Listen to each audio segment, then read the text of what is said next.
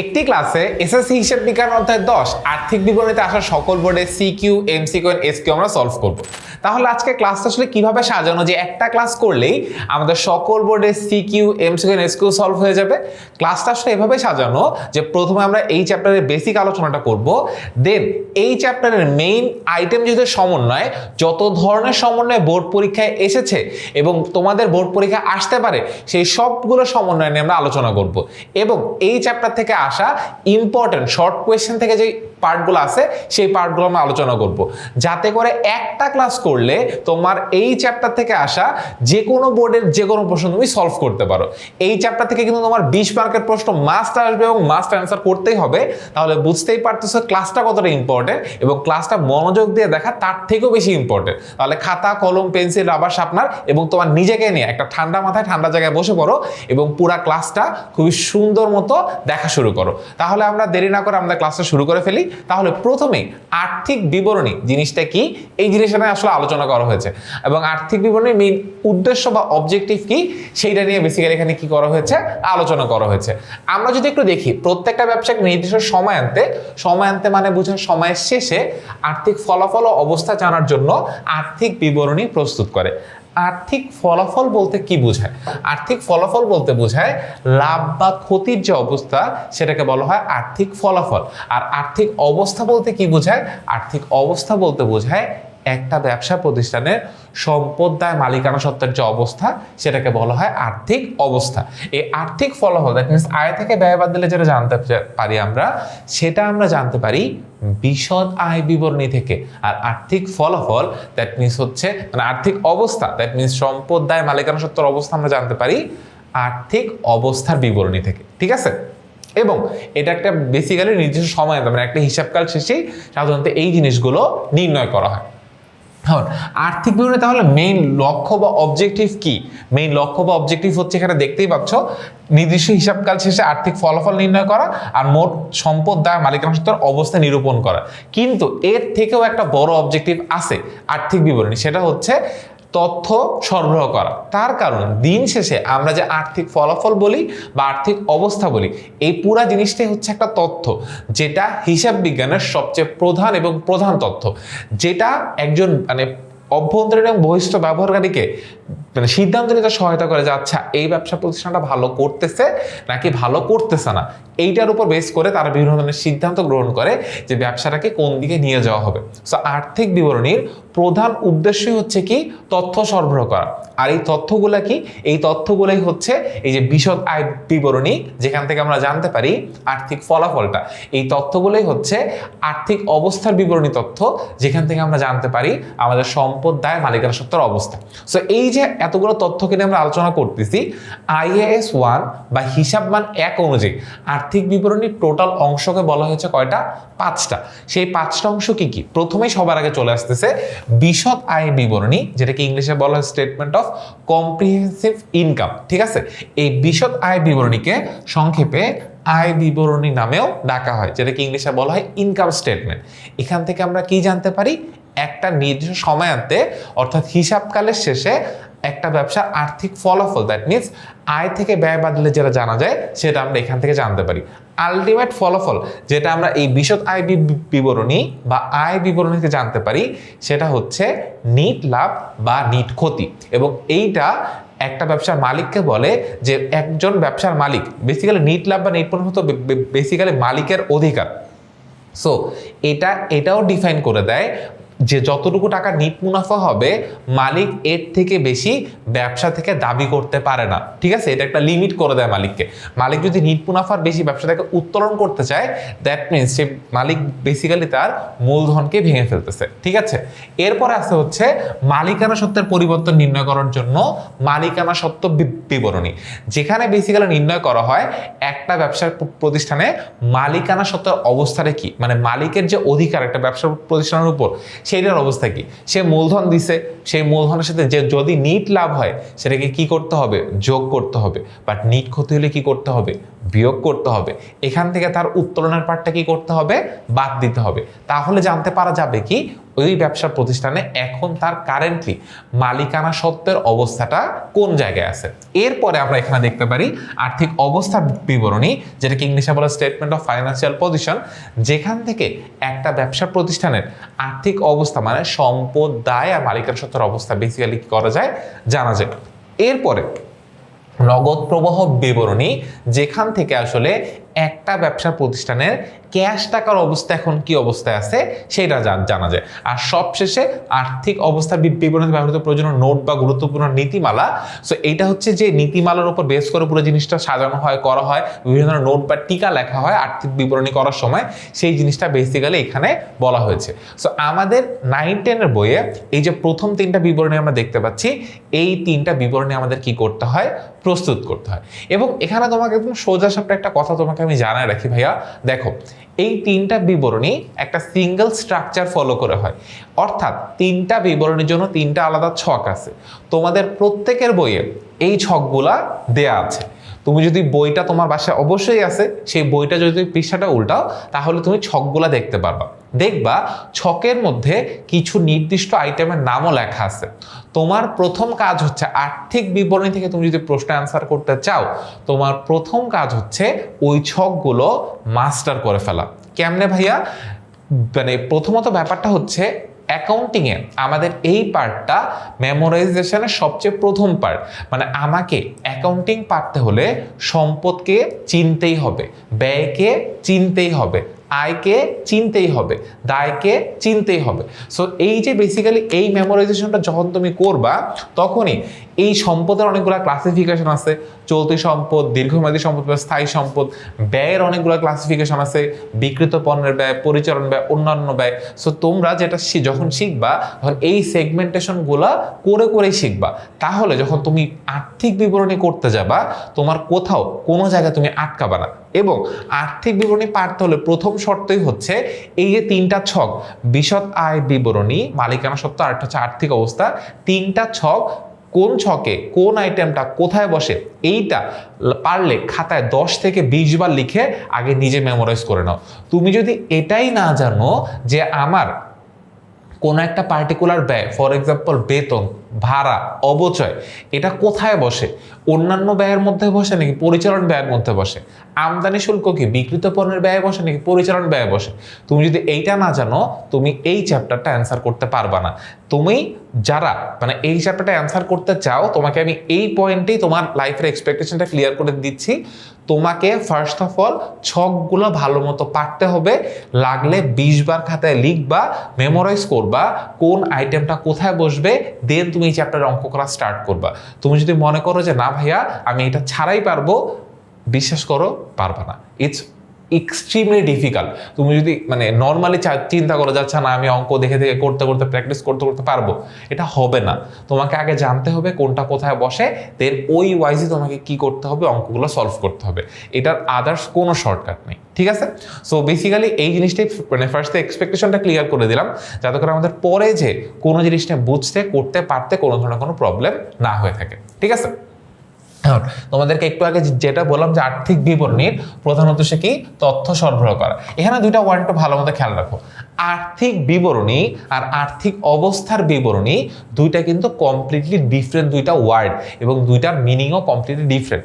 তুমি যদি একদম সহজ ভাষায় বলো, আর্থিক বিবরণী হচ্ছে মা, আর আর্থিক অবস্থার বিবরণী, বিশদ আয়, মালিকানা সত্ত্ব, এরা হচ্ছে তার সন্তান। সো আর্থিক বিবরণী বলতে সবগুলা বিবরণীকে একসাথে বোঝায়, আর আর্থিক অবস্থার বিবরণী তো জাস্ট সম্পদ, দায়, মালিকানা সত্ত্ব যেই বিবরণীটা বোঝায় সেই বিবরণীর কথা এখানে বলা হয়েছে।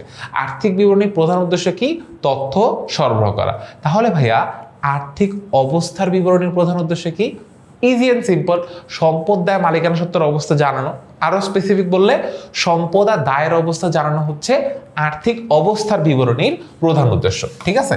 উদ্দেশ্যের মধ্যে কি আছে, সম্পদের পরিমাণ জানা, দায়ের পরিমাণ জানা। এই দায়ের মধ্যে বেসিক্যালি মালিকানা সত্ত্ব যেহেতু একটা দায়, মানে অন্তর্দায়, সো এখানে এই দায়ের মধ্যে অন্তর্দায় বহির্দায় দুইটাই বেসিক্যালি কভার করতেছে। এখানেও যে মালিকানা সত্ত্বের যেটা নিয়ে আসা হয় সেটা কোথা থেকে পাওয়া যায়, সেটা পাওয়া যায় মালিকানা সত্ত্ব বিবরণী থেকে, ঠিক আছে? এইখানে মূলধনের সাথে তার মানে যে নিট আয় যোগ করা হয়, উত্তোলনের পার্টটা বিয়োগ করা হয়, এই অ্যাকচুয়ালি এই মানে এতটুকু করার পরই মালিকানা সত্ত্বের কি অবস্থায় আছে সেইটা জানা যায়, এবং এই জেরটাই কি করা হয়, আর্থিক অবস্থার বিবরণীতে ট্রান্সফার করা হয়। আর সবার আগে আসে কি, বিশদ আয় বিবরণী, যেইটার মেইন অবজেক্টিভ হচ্ছে একটা ব্যবসা প্রতিষ্ঠানের নিট লাভ বা নিট ক্ষতি নির্ণয় করা, এবং এটার আরো একটা অবজেক্টিভ হচ্ছে এটা মালিককে জানায় দেয় যে মালিক নিট লাভের অতিরিক্ত দাবি করতে পারে না। মালিক যদি নিট লাভের অতিরিক্ত ব্যবসা থেকে তুলে নিতে চায়, দ্যাট মিনস মালিক বেসিক্যালি কি করতেছে, তার ব্যবসার মূলধনকে ভেঙে ফেলতেছে। ঠিক আছে, এটা সেই ইন্ডিকেশনই দেয়। বিশদ আয় বিবরণীতে মুনাফা যেটা আয় ব্যয় লিপিবদ্ধ করা হয়। এই যে পয়েন্টগুলো ইয়েলো করে দেওয়া আছে, এগুলো এমসিকিউর জন্য অনেক বেশি ইম্পর্টেন্ট, এই জন্য আলাদা করে ইয়েলো করে বলা আছে, এবং এই প্রত্যেকটা লাইন তোমার বইও খুব সুন্দর করে লেখা আছে। তোমরা যদি বইও পড়ো তাহলে খুব সুন্দর করে এমসিকিউ পয়েন্টার্স গুলো কি করতে পারবা, দেখতে পারবা। তোমরা যারা অধ্যায় 4 পড়ে আসো, দ্যাট মিনস মূলধন ও মুনাফাজাত হিসাব নিকাশ, ওইখানে মুনাফাজাত আয় ব্যয় যাদেরকে আমরা বলে থাকি, সে মুনাফাজাত আয় ব্যয় আমাদের কোথায় লিখতে হয়, বিশদ আয় বিবরণীতে লিখতে হয়। আর মূলধন জাতীয় ব্যয় যেটাতে বেসিক্যালি সম্পদ অর্জন করা বোঝায়, সেইটা আমাদের কোথায় লিখতে হয়, আর্থিক অবস্থার বিবরণীতে কি করতে হয়, লিখতে হয়। ঠিক আছে, সো এখানে দুইটা ছক আছে। বিশদ আয় বিবরণী আসলে দুইটা ক্যাটাগরির হয়ে থাকে। একটা হচ্ছে সেবামূলক ব্যবসা প্রতিষ্ঠানের জন্য, যেটা আসলে অনেক সহজ, আর একটা হচ্ছে ক্রয় বিক্রয়কারী বা উৎপাদনমুখী প্রতিষ্ঠানের জন্য। সেবামূলক ব্যবসা প্রতিষ্ঠান বলতে কি বোঝায়, হসপিটাল, তারপর মাদ্রাসা, শিক্ষা প্রতিষ্ঠান, যারা সেবার বিনিময়ে টাকা আয় করে। ঠিক আছে, আর ক্রয় বিক্রয়কারী বা উৎপাদনমুখী প্রতিষ্ঠান বলতে কি বোঝায়, এই যে যারা চিপস, চানাচুর, বিভিন্ন ধরনের প্রোডাক্ট বিক্রি করে যারা টাকা উপার্জন করে, তাদেরকে বলা হয় উৎপাদনকারী প্রতিষ্ঠান বা ক্রয় বিক্রয়কারী প্রতিষ্ঠান। সেবামূলক প্রতিষ্ঠানের ক্ষেত্রে দুইটা স্টেপে করা হয় বিশদ আয় বিবরণী। প্রথম পার্টটা হচ্ছে আয়, যেখানে সেবা আয় আরো যে কোনো ধরনের আয় থেকে সেটা লেখা হয় আয় সেগমেন্টে, আর ব্যয় হচ্ছে আরেকটা সেগমেন্ট, যেখানে হচ্ছে সকল প্রকার ব্যয় কি করা হয়, লিপিবদ্ধ করা হয়। যদি তোমার ব্যবসার প্রতিষ্ঠান, এটা এখন তুমি প্রশ্ন থেকে কিভাবে বুঝবা, ঠিক আছে, প্রশ্ন থেকে বোঝার উপায়টা হচ্ছে তোমার যে কোয়েশ্চেনটা, বেসিক্যালি আর্থিক বিবরণী কোয়েশ্চেন কেমন থাকে, একটা রেওয়ামিল কোয়েশ্চেনে দেওয়া থাকে, নিচে কিছু সমন্বয় দেওয়া থাকে, আমাদের 3টা বিবরণী করতে বলে, বিশদ আয়, মালিকানা সত্ত্ব, আর্থিক অবস্থা। তোমাকে যে রেওয়ামিলটা দেওয়া আছে, রেওয়ামিলের মধ্যে যদি তুমি ক্রয় বিক্রয় নামে কোনো আইটেম না দেখো, ঠিক আছে, তাহলেই বুঝবা ওইটা একটা কি সেবামূলক প্রতিষ্ঠানের ম্যাথ। বোঝার দুইটা উপায়, ক্রয় বিক্রয় দেওয়া নাই আর সেবা আয় দেওয়া আছে। ঠিক আছে, মেইনলি যখন উৎপাদনকারী প্রতিষ্ঠানের ম্যাথ হয় সেখানে দেওয়া থাকে বিক্রয় আয়, আর যখন সেবামূলক ব্যবসার প্রতিষ্ঠান হয় সেখানে বেসিক্যালি বলা থাকে সেবা আয়, আর ওখানে ক্রয় বিক্রয় নামে কোনো কিছু থাকে না। সো সেবা আয় পেলে তোমার লাক অনেক ভালো। এখানে ম্যাথটা জাস্ট 2টা স্টেপে করা হয়, আয় থেকে ব্যয়গুলো বাদ দিলেই অঙ্ক শেষ। আর যদি উৎপাদনমুখী বা ক্রয় বিক্রয়কারী প্রতিষ্ঠান হয় সেক্ষেত্রে 3টা স্টেপে করতে হয়। প্রথম স্টেপটা হচ্ছে বিক্রয় থেকে, ঠিক আছে, বিক্রয় থেকে বিক্রিত পণ্যের ব্যয় কি করতে হয়, বাদ দিতে হয়। এটা হচ্ছে ফার্স্ট স্টেপ। সেকেন্ড স্টেপ হচ্ছে আমরা বিক্রয় থেকে বিক্রিত পণ্যের ব্যয় বাদ দিলে বেসিক্যালি কি পাই, মোট মুনাফা নির্ণয় করি। যখন আমরা বিশদ আয় বিবরণী ক্রয় বিক্রয়কারী প্রতিষ্ঠান 3টা স্টেপ হয়, সবার উপরে থাকে হচ্ছে বিক্রয়। বিক্রয় থেকে বিক্রিত পণ্যের ব্যয় কি করতে হয়, বাদ দিতে হয়। এখন প্রশ্ন হয় বিক্রিত পণ্যের ব্যয় কে কে বসে, সেটা আমরা একটু পরে জানতে পারবো, নো টেনশন। সো বিক্রয় থেকে বিক্রিত পণ্যের ব্যয় বাদ দিলে কি পাওয়া যায়, মোট মুনাফা পাওয়া যায়। এই মোট মুনাফা থেকে পরিচালন ব্যয়, তুমি যদি নাই জানো পরিচালন ব্যয় কারা কারা, তুমি কি বসাতে পারবা, অবশ্যই পারবা না। তোমাকে আগে জানতে হবে বিক্রিত পণ্যের ব্যয়ের মধ্যে কারা কারা বসে, পরিচালন ব্যয়ের মধ্যে কারা কারা বসে, তারপরে না তুমি কি করতে পারবে, অঙ্কটা সলভ করতে পারবা। সো মোট মুনাফা থেকে কি কাকে বাদ দিতে হবে, পরিচালন যে ব্যয়গুলো সেগুলোকে কি করতে বাদ দিতে হবে। তাহলে কি নির্ণয় করতে পারবো, পরিচালন মুনাফা। আর এই পরিচালন মুনাফার সাথে অন্যান্য আয় যোগ করতে হবে, আর অন্যান্য ব্যয় কি করতে হবে, বিয়োগ করতে হবে। তাহলেই পাওয়া যাবে কি নিট মুনাফা অথবা নিট ক্ষতি। ঠিক আছে, দুইটাই হইতে পারে। 3টা স্টেপ। প্রথম স্টেপে কি করা হয়, বিক্রয় থেকে বিক্রিত পণ্যের ব্যয় কি করা হয়, বাদ দেওয়া হয়। তাহলে কি নির্ণয় করা যায়, মোট মুনাফা। মোট মুনাফা থেকে এরপর কি বাদ দিতে হয়, পরিচালন ব্যয়। তাহলে কি পাওয়া যায়, পরিচালন মুনাফা। আর পরিচালন মুনাফার সাথে অন্যান্য আয় আর অন্যান্য আয় যোগ আর অন্যান্য ব্যয় বিয়োগ করে কি পাওয়া যায়, নিট লাভ বা নিট ক্ষতি নির্ণয় করা যায়। ঠিক আছে, এই যদি হয় ওভারঅল সামারি, তাহলে 3টা স্টেপে করতে হয়। এখন তোমার তাহলে অঙ্কগুলো পারার জন্য কি জানতে হবে, বিশদ আয় বিবরণী পারার জন্য যদি সহজভাবেও বলি, আমাকে 2টা জিনিস মাস্ট জানতে হবে, আয় আর ব্যয় জানতে হবে। ঠিক আছে, এটা ফার্স্টে জানতেই হবে এটা। এখন আরো যদি একটু ব্রড জানতে চাই, তাহলে আমাদের আয়ের মধ্যে ক্লাসিফিকেশন একটু কম, একটা পরিচালনা আয় আর একটা হচ্ছে অন্যান্য আয়। বাট ব্যয়ের মধ্যে তিনটা ভাগ আছে, একটা হচ্ছে বিক্রিত পণ্যের ব্যয়, একটা হচ্ছে পরিচালন ব্যয়, আর একটা হচ্ছে কি অন্যান্য ব্যয়। সো আমাদের এই ক্লাসিফিকেশন ওয়াইজ কোন সেগমেন্টে কে কে বসে এটা আমাকে কি করতে হবে, জানতে হবে, যদি আমি বিশদ আয় বিবরণী পারতে চাই। সো আমরা এবার যেটা দেখি, আমাদের আয় আর ব্যয়ের ক্লাসিফিকেশনগুলো দেখি। সো পরিচালন আয়ের মধ্যে কারা কারা পড়ে? পণ্য বিক্রয়, সেবায়, এই দুইটা পড়ে পরিচালন আয়ের মধ্যে। আর অন্যান্য আয়ের মধ্যে কারা কারা পড়ে? কমিশন প্রাপ্তি, শিক্ষানবিশ সালামি, লভ্যাংশ, উত্তরণের সুদ, প্রদত্ত ঋণের সুদ, উপভাড়া, প্রাপ্ত ভাড়া, স্থায়ী সম্পত্তি বিক্রয়জনিত মুনাফা, বিনিয়োগের সুদ, ব্যাংক জমার সুদ, সঞ্চয়পত্রের সুদ, বাট্টা প্রাপ্তি বা প্রাপ্ত বাট্টা। ঠিক আছে, এগুলো সবগুলো হচ্ছে অন্যান্য আয়ের মধ্যে। আর পরিচালনা আয়ের মধ্যে পণ্য বিক্রয় আর সেবায়, এই দুইটা পড়ে। ঠিক আছে, সো যখন আমাদের ক্রয় বিক্রয়কারী প্রতিষ্ঠান তখন সবার উপরে বসে হচ্ছে পণ্য বিক্রয়, আর যখন আমাদের সেবামূলক প্রতিষ্ঠান তখন সবার উপরে বসে কে?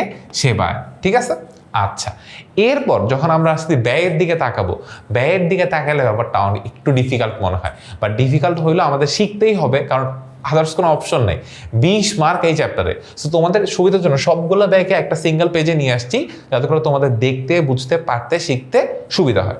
আচ্ছা, সো প্রথমে ব্যয়কে আমরা তিনটা ভাগে ভাগ করতে পারি, এটা তো অনেক আগেই বলে ফেলছি। তিনটা ভাগ কি কি? প্রথম ভাগটা হচ্ছে বিক্রিত পণ্যের ব্যয়, সেকেন্ড ভাগটা হচ্ছে পরিচালন ব্যয়, থার্ড ভাগটা হচ্ছে কি? অন্যান্য ব্যয়। সো বিক্রিত পণ্যের ব্যয়ের মধ্যে কারা কারা পড়ে? ইভেন এইটা কিন্তু তোমার এমসিকিউর জন্য অনেক বেশি ইম্পর্টেন্ট, যে বিক্রিত পণ্যের ব্যয় নির্ণয় করাটা অনেক সময় এমসিকিউতে তোমাকে বলে দেয়। ঠিক আছে, তো বিক্রিত পণ্যের ব্যয়ের মধ্যে কারা কারা পড়ে? প্রথমে বসে কে? প্রারম্ভিক মজুদ। সো এটাও মাথায় রাখবা, প্রারম্ভিক মজুদ এটা কিন্তু একটা ব্যয়। রেওয়া মিলের ক্ষেত্রে যখন তুমি এটা করতে যাবা, প্রারম্ভিক মজুদ পণ্য কিন্তু কোনো সম্পদ না। প্রারম্ভিক মজুদ পণ্য ব্যয়, সমাপনী মজুদ পণ্যকে কি হিসেবে কাউন্ট করা হয়? সম্পদ হিসেবে কাউন্ট করা হয়। ওকে, এরপরে পণ্য ক্রয়, এইটাকে আসলে পণ্য ক্রয় বলার থেকে নিট ক্রয় বলাটা বেশি ভালো।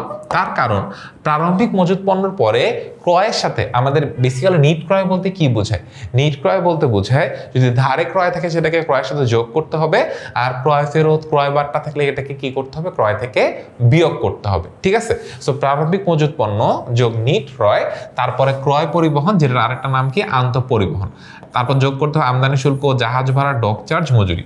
সো আমার বিক্রিত পণ্যের ব্যয়ের মধ্যে কারা কারা বসে? বিক্রিত পণ্যের ব্যয়ের মধ্যে বসে প্রারম্ভিক মজুদ, নিট ক্রয়, ক্রয় পরিবহন বা আন্তঃপরিবহন, আমদানি শুল্ক, জাহাজ ভাড়া, ডক চার্জ, মজুরি। এগুলো হচ্ছে এইখানে যে লিস্টটা দেওয়া আছে সেটা তোমার কোয়েশ্চেন, বই সব অ্যানালাইসিস করে সবচেয়ে কমন এবং সবচেয়ে ফ্রিকুয়েন্টলি যে আইটেমগুলো আসে ওই আইটেমগুলো এখানে কি করেছে? নিয়ে আসা হয়েছে। মানে তুমি যদি এতটুকু শিখো তাহলে তুমি ধরে নিতে পারো তোমার 95% শেখা হয়ে গেছে। 5% সেটা অঙ্ক ভেদে, কোয়েশ্চেন ভেদে, কোয়েশ্চেন ডিফিকাল্টি ওয়াইজ ডিফারেন্ট হতে পারে, বাট 95% তোমার এখানে কভার হয়ে গেছে। ঠিক আছে, তুমি এটা শিখতে পারলে তোমার 95% ডান। ঠিক আছে, ওকে। এরপরে পরিচালন ব্যয়ের মধ্যে কারা কারা আসে? পরিচালন ব্যয়ের মধ্যে যে বিক্রয় পরিবহন বা বহি পরিবহন। দেখো, আন্তঃপরিবহন বা ক্রয় পরিবহন কোথায় আসে? বিক্রিত পণ্যের ব্যয়ের মধ্যে। আর বহি পরিবহন বা বিক্রয় পরিবহন কোথায় আসে? পরিচালন ব্যয়ের মধ্যে। তুমি যদি না জানতা, দুইটা কিন্তু ভুলভাল জায়গায় লিখে দিয়ে আসতা। তো ভালো মতো জানতে হবে। ঠিক আছে, মানে বেসিক্যালি বিক্রিত পণ্যের ব্যয়ের মধ্যে সেই ব্যয়গুলো আসে যেটা উৎপাদনের সাথে ডিরেক্টলি কানেক্টেড, এটাকে প্রত্যক্ষ ব্যয়ও বলা হয়। আর পরিচালন ব্যয়, অন্যান্য ব্যয়ের মধ্যে যেই ব্যয়গুলো আসে সেগুলোকে পরোক্ষ ব্যয় বলা হয়। ঠিক আছে, ওকে। তার পরিচালন ব্যয়ের মধ্যে কে কে আসে? বেতন, ভাড়া বা অফিস ভাড়া, উপযোগ খরচ, বেসিক্যালি বিদ্যুৎ বিল, গ্যাস বিল, পানি বিল, এগুলোকে একসাথে কি বলা হয়? উপযোগ খরচ বলা হয়। এরপর অনাদায়ী পাওনা বা কুঋণ, এটা কোথায় আসে? পরিচালন ব্যয়ের মধ্যে আসে। সো অনাদায়ী পাওনা বা কুঋণের ক্ষেত্রে বেসিক্যালি এই পার্টটা যদি এখানে ছোট করে লেখা, বা যখন তুমি ম্যাথের মধ্যে দেখবে এখানে 4টা জিনিসকে নিয়ে কাজ করতে হয়। একটা হচ্ছে পুরাতন কুঋণ যোগ নতুন কুঋণ যোগ নতুন কুঋণ সঞ্চিতি মাইনাস পুরাতন কুঋণ সঞ্চিতি। এটা নিয়ে আমরা আরো ডেপথে সামনে জানবো, বাট কুঋণ জিনিসটাকে যদি আমি সিম্পল ভাষায় বলি, যে ফর এক্সাম্পল তুমি কারো কাছে টাকা পাও, সে তোমার টাকা না দিয়ে ভেঙে চলে গেছে। ঠিক আছে, এটাকেই বলা হয় কুঋণ, বা আর এটার একটা নাম হচ্ছে কি? অনাদায়ী পাওনা। সো কুঋণ জিনিসটা কি? মানে সাধারণত বিজনেসরা ধারে পণ্য বিক্রয় করলে বা ধারে সেবা প্রদান করলে কারো কাছে কি টাকা পায়। সো যার কাছে টাকা পাওয়ার কথা, সে যদি টাকা না দিয়ে ভেঙে চলে যায় বা পালা যায়, তাকে কি বলা হয়? মানে ওই যত টাকা নিয়ে পালা গেছে ওই টাকাটাকে বলা হয় কি? অনাদায়ী পাওনা বা কুঋণ। ঠিক আছে, ওকে।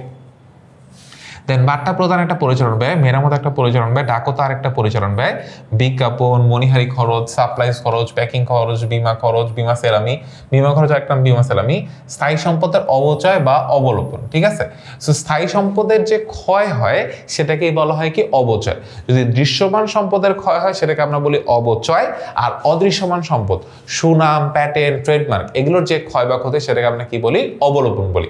ইজারা সম্পত্তি এটার ক্ষেত্রেও কিন্তু কি নামে লেখা হয় অবলোপন নামটা লেখা হয়। ঠিক আছে, ওকে। দেন কমিশন প্রদান, ব্যাংক চার্জ, আইন খরচ, রপ্তানি শুল্ক, এই যে দুইটা কলমে যারা যারা আছে এই সবগুলো ব্যয় কোথায় আসে পরিচালন ব্যয়ের মধ্যে আসে। তারপরে অন্যান্য ব্যয়ের মধ্যে কারা কারা আসে সম্পদ বিক্রয়জনিত ক্ষতি, শিক্ষানবিশ ভাতা, আপ্যায়ন খরচ, ঋণের সুদ, ব্যাংক জমাতিরিক্ত সুদ, বিবিধ ক্ষতি, আরটাকে মূলধনের সুদ, এগুলো কোথায় আসে অন্যান্য ব্যয়ের মধ্যে। ব্যয়টাকে তিনটা ক্লাসিফিকেশনে ভাগ করে দেওয়া আছে, তোমার সুবিধার জন্য সবগুলোকে একবারে একটা পেজে নিয়ে আসছি যাতে ম্যাথ করার আগে তোমার মাথায় তিনটা আলাদা সেট থাকে এবং তুমি লিখে লিখে সহজে মেমোরাইজ করতে পারো, এবং অঙ্ক করার সময় কোন ব্যয় কোথায় বসবে এটা নিয়ে তোমার মাথায় কোনো টেনশন না কাজ করে। ঠিক আছে, আমাদের আয় জানা হয়ে গেল, ব্যয় জানা হয়ে গেল। এটা জানলে আমাদের লাভ কি, আসলে লাভটা দেখায়। সো ফার্স্ট অফ অল যদি আমাদের সেবামূলক প্রতিষ্ঠানের ম্যাথ হয় সেই ক্ষেত্রে অঙ্কটা খুবই সহজ। ফার্স্টে লিখতে হয় আয়সমূহ, আর এরপর নিচে লিখতে হয় ব্যয়সমূহ। কোয়েশ্চেনের এরপর যে আয়গুলো দেওয়া থাকে আয়গুলোকে লিখতে হয় উপরে, সবার আগে সেবা আয় বসে, তার সাথে তার নিচে নিচে বাকি আয়গুলো বসে, আর তারপরে নিচে ব্যয়সমূহের মধ্যে সবগুলো ব্যয় কি করতে হয় বসায় দিতে হয়। এটা গেল কোন ক্ষেত্রে, যদি আমার ব্যবসাটা সেবামূলক ব্যবসা প্রতিষ্ঠান হয়। আর যদি আমার ব্যবসা প্রতিষ্ঠানটা ক্রয় বিক্রয়কারী প্রতিষ্ঠানের হয় সেক্ষেত্রে সবার উপরে আসা হচ্ছে বিক্রয়। ঠিক আছে, বিক্রয় থেকে বেসিক্যালি নিট বিক্রয় নিয়ে কাজ করতে হবে, ধারে বিক্রয় থাকলে যোগ করতে হবে, বিক্রয় ফেরত বিক্রয় বার্তা থাকলে বিক্রয় থেকে কি করতে হয় বাদ দিতে হয়। ঠিক আছে, এরপর আজ থেকে বাদ বিক্রিত পণ্যের ব্যয়। সো প্রথম স্টেপ কি ছিল, ক্রয় বিক্রয়কারী প্রতিষ্ঠানের ক্ষেত্রে বিক্রয় থেকে বিক্রিত পণ্যের ব্যয়টাকে কি করতে হবে বাদ দিতে হবে। দেখো বিক্রিত পণ্যের ব্যয়ের মধ্যে কারা কারা আসতেছে, প্রারম্ভিক মজুত পণ্য, ক্রয় থেকে ক্রয় ফেরত ক্রয় বার্তা বাদ দেওয়া হয়েছে, যদি ধারে বিক্রয় প্রশ্ন বলা থাকে সেটাকে কি করতে হবে ক্রয়ের সাথে যোগ করতে হবে। এরপর আন্তঃপরিবহন, শুধু পরিবহন, ক্রয় পরিবহন বলা থাকলে কোথায় আসবে বিক্রিত পণ্যের ব্যয়ের মধ্যে। আমদানি শুল্ক, মজুরি, জাহাজ ভাড়া, ডক চার্জ, এটা কোথায় আসবে বিক্রিত পণ্যের ব্যয়ের মধ্যে আসবে। এরপরে আমরা যখন বিক্রিত পণ্যের ব্যয়ের মধ্যে সব লিখে ফেলবো, ঠিক আছে, এখান থেকে আমাদের কাকে বাদ দিতে হবে সমাপনী মজুদ পণ্যকে বাদ দিতে হবে। বিক্রিত পণ্যের ব্যয় নির্ণয় করার জন্য স্পেসিফিক দেখো এখানে যখন আমরা ব্যয়ের ক্লাসিফিকেশন দিচ্ছিলাম এখানে কিন্তু এইটা কিন্তু বিক্রিত পণ্যের ব্যয়ের অ্যামাউন্টটা না। ঠিক আছে, বিক্রিত পণ্যের ব্যয়ের মধ্যে কোন কোন ব্যয়গুলো আসে জাস্ট এইটা লিস্টটা এখানে দেওয়া আছে। বাট তোমাকে যদি অ্যাকচুয়ালি কোয়েশ্চেনে বিক্রিত পণ্যের ব্যয়টা এমসিকিউতে যদি নির্ণয় করতে বলে সেক্ষেত্রে কি করতে হবে, আমরা যে খরচের লিস্টগুলো দিছি প্রারম্ভিক মজুত পণ্য, নিট ক্রয়, আমদানি শুল্ক, ক্রয় পরিবহন, ডক চার্জ, মজুরি, এগুলো সবগুলো বসানোর পর এখান থেকে কাকে বাদ দিতে হবে সমাপনী মজুত পণ্যকে বাদ দিতে হবে। মেইনলি সূত্রটা হচ্ছে প্রারম্ভিক মজুত পণ্য যোগ নিট ক্রয় যোগ আনুষঙ্গিক খরচ মাইনাস সমাপনী মজুত পণ্য। এই চারটা জিনিস করলে আমরা কাকে পাই বিক্রিত পণ্যের ব্যয়ের অ্যামাউন্টটা বা মানটা পেয়ে যাই। ঠিক আছে, সো আমাদের এই বিক্রয় থেকে এই বিক্রিত পণ্যের ব্যয় বাদ দিলে কি পাওয়া যায় মোট মুনাফা পাওয়া যায়। এরপর মোট মুনাফার থেকে বাদ দিতে হয় কাকে পরিচালন ব্যয়কে। সো পরিচালন ব্যয়ের মধ্যে কারা কারা আসে বেতন, তার বিদ্যুৎ খরচ, বাট্টা প্রদান, স্থায়ী সম্পদের মেরামত, বিজ্ঞাপন, মনিহারি, প্যাকিং খরচ, ভ্রমণ খরচ, বীমা খরচ, মানে যেই ব্যয়গুলো আমরা একটু আগে উপরে লিস্টটা দেখে আসছি। স্থায়ী সম্পদের অবচয়, সুনামের অবলোপন, ইজারা সম্পদের অবলোপন। সুনাম, প্যাটেন্ট, ট্রেডমার্ক অদৃশ্যমান সম্পত্তির ক্ষেত্রে অবলোপন ধরা হয়, আর ইজারা সম্পত্তির ক্ষেত্রেও যে ক্ষয় বা খরচ সেটাকে আমরা কি বলি অবলোপন বলি। সো অবচয় জিনিসটা কি, কোনো একটা স্থায়ী সম্পদ ব্যবহারজনিত কারণে যে ক্ষয়টা হয়, ফর এক্সাম্পল একটা মোবাইলের মেয়াদ মনে করো 5 বছর, সো 5 বছর ব্যবহার করার পর ওইটা তো মানে ভাঙ্গারি দোকান হয়ে যায়, তাই না? যে মনে করো একটা বাটন ক্লিক করছো, ক্লিক করে ধরেই আসো, মোবাইল আর কাজ করে না, এমন হয় না?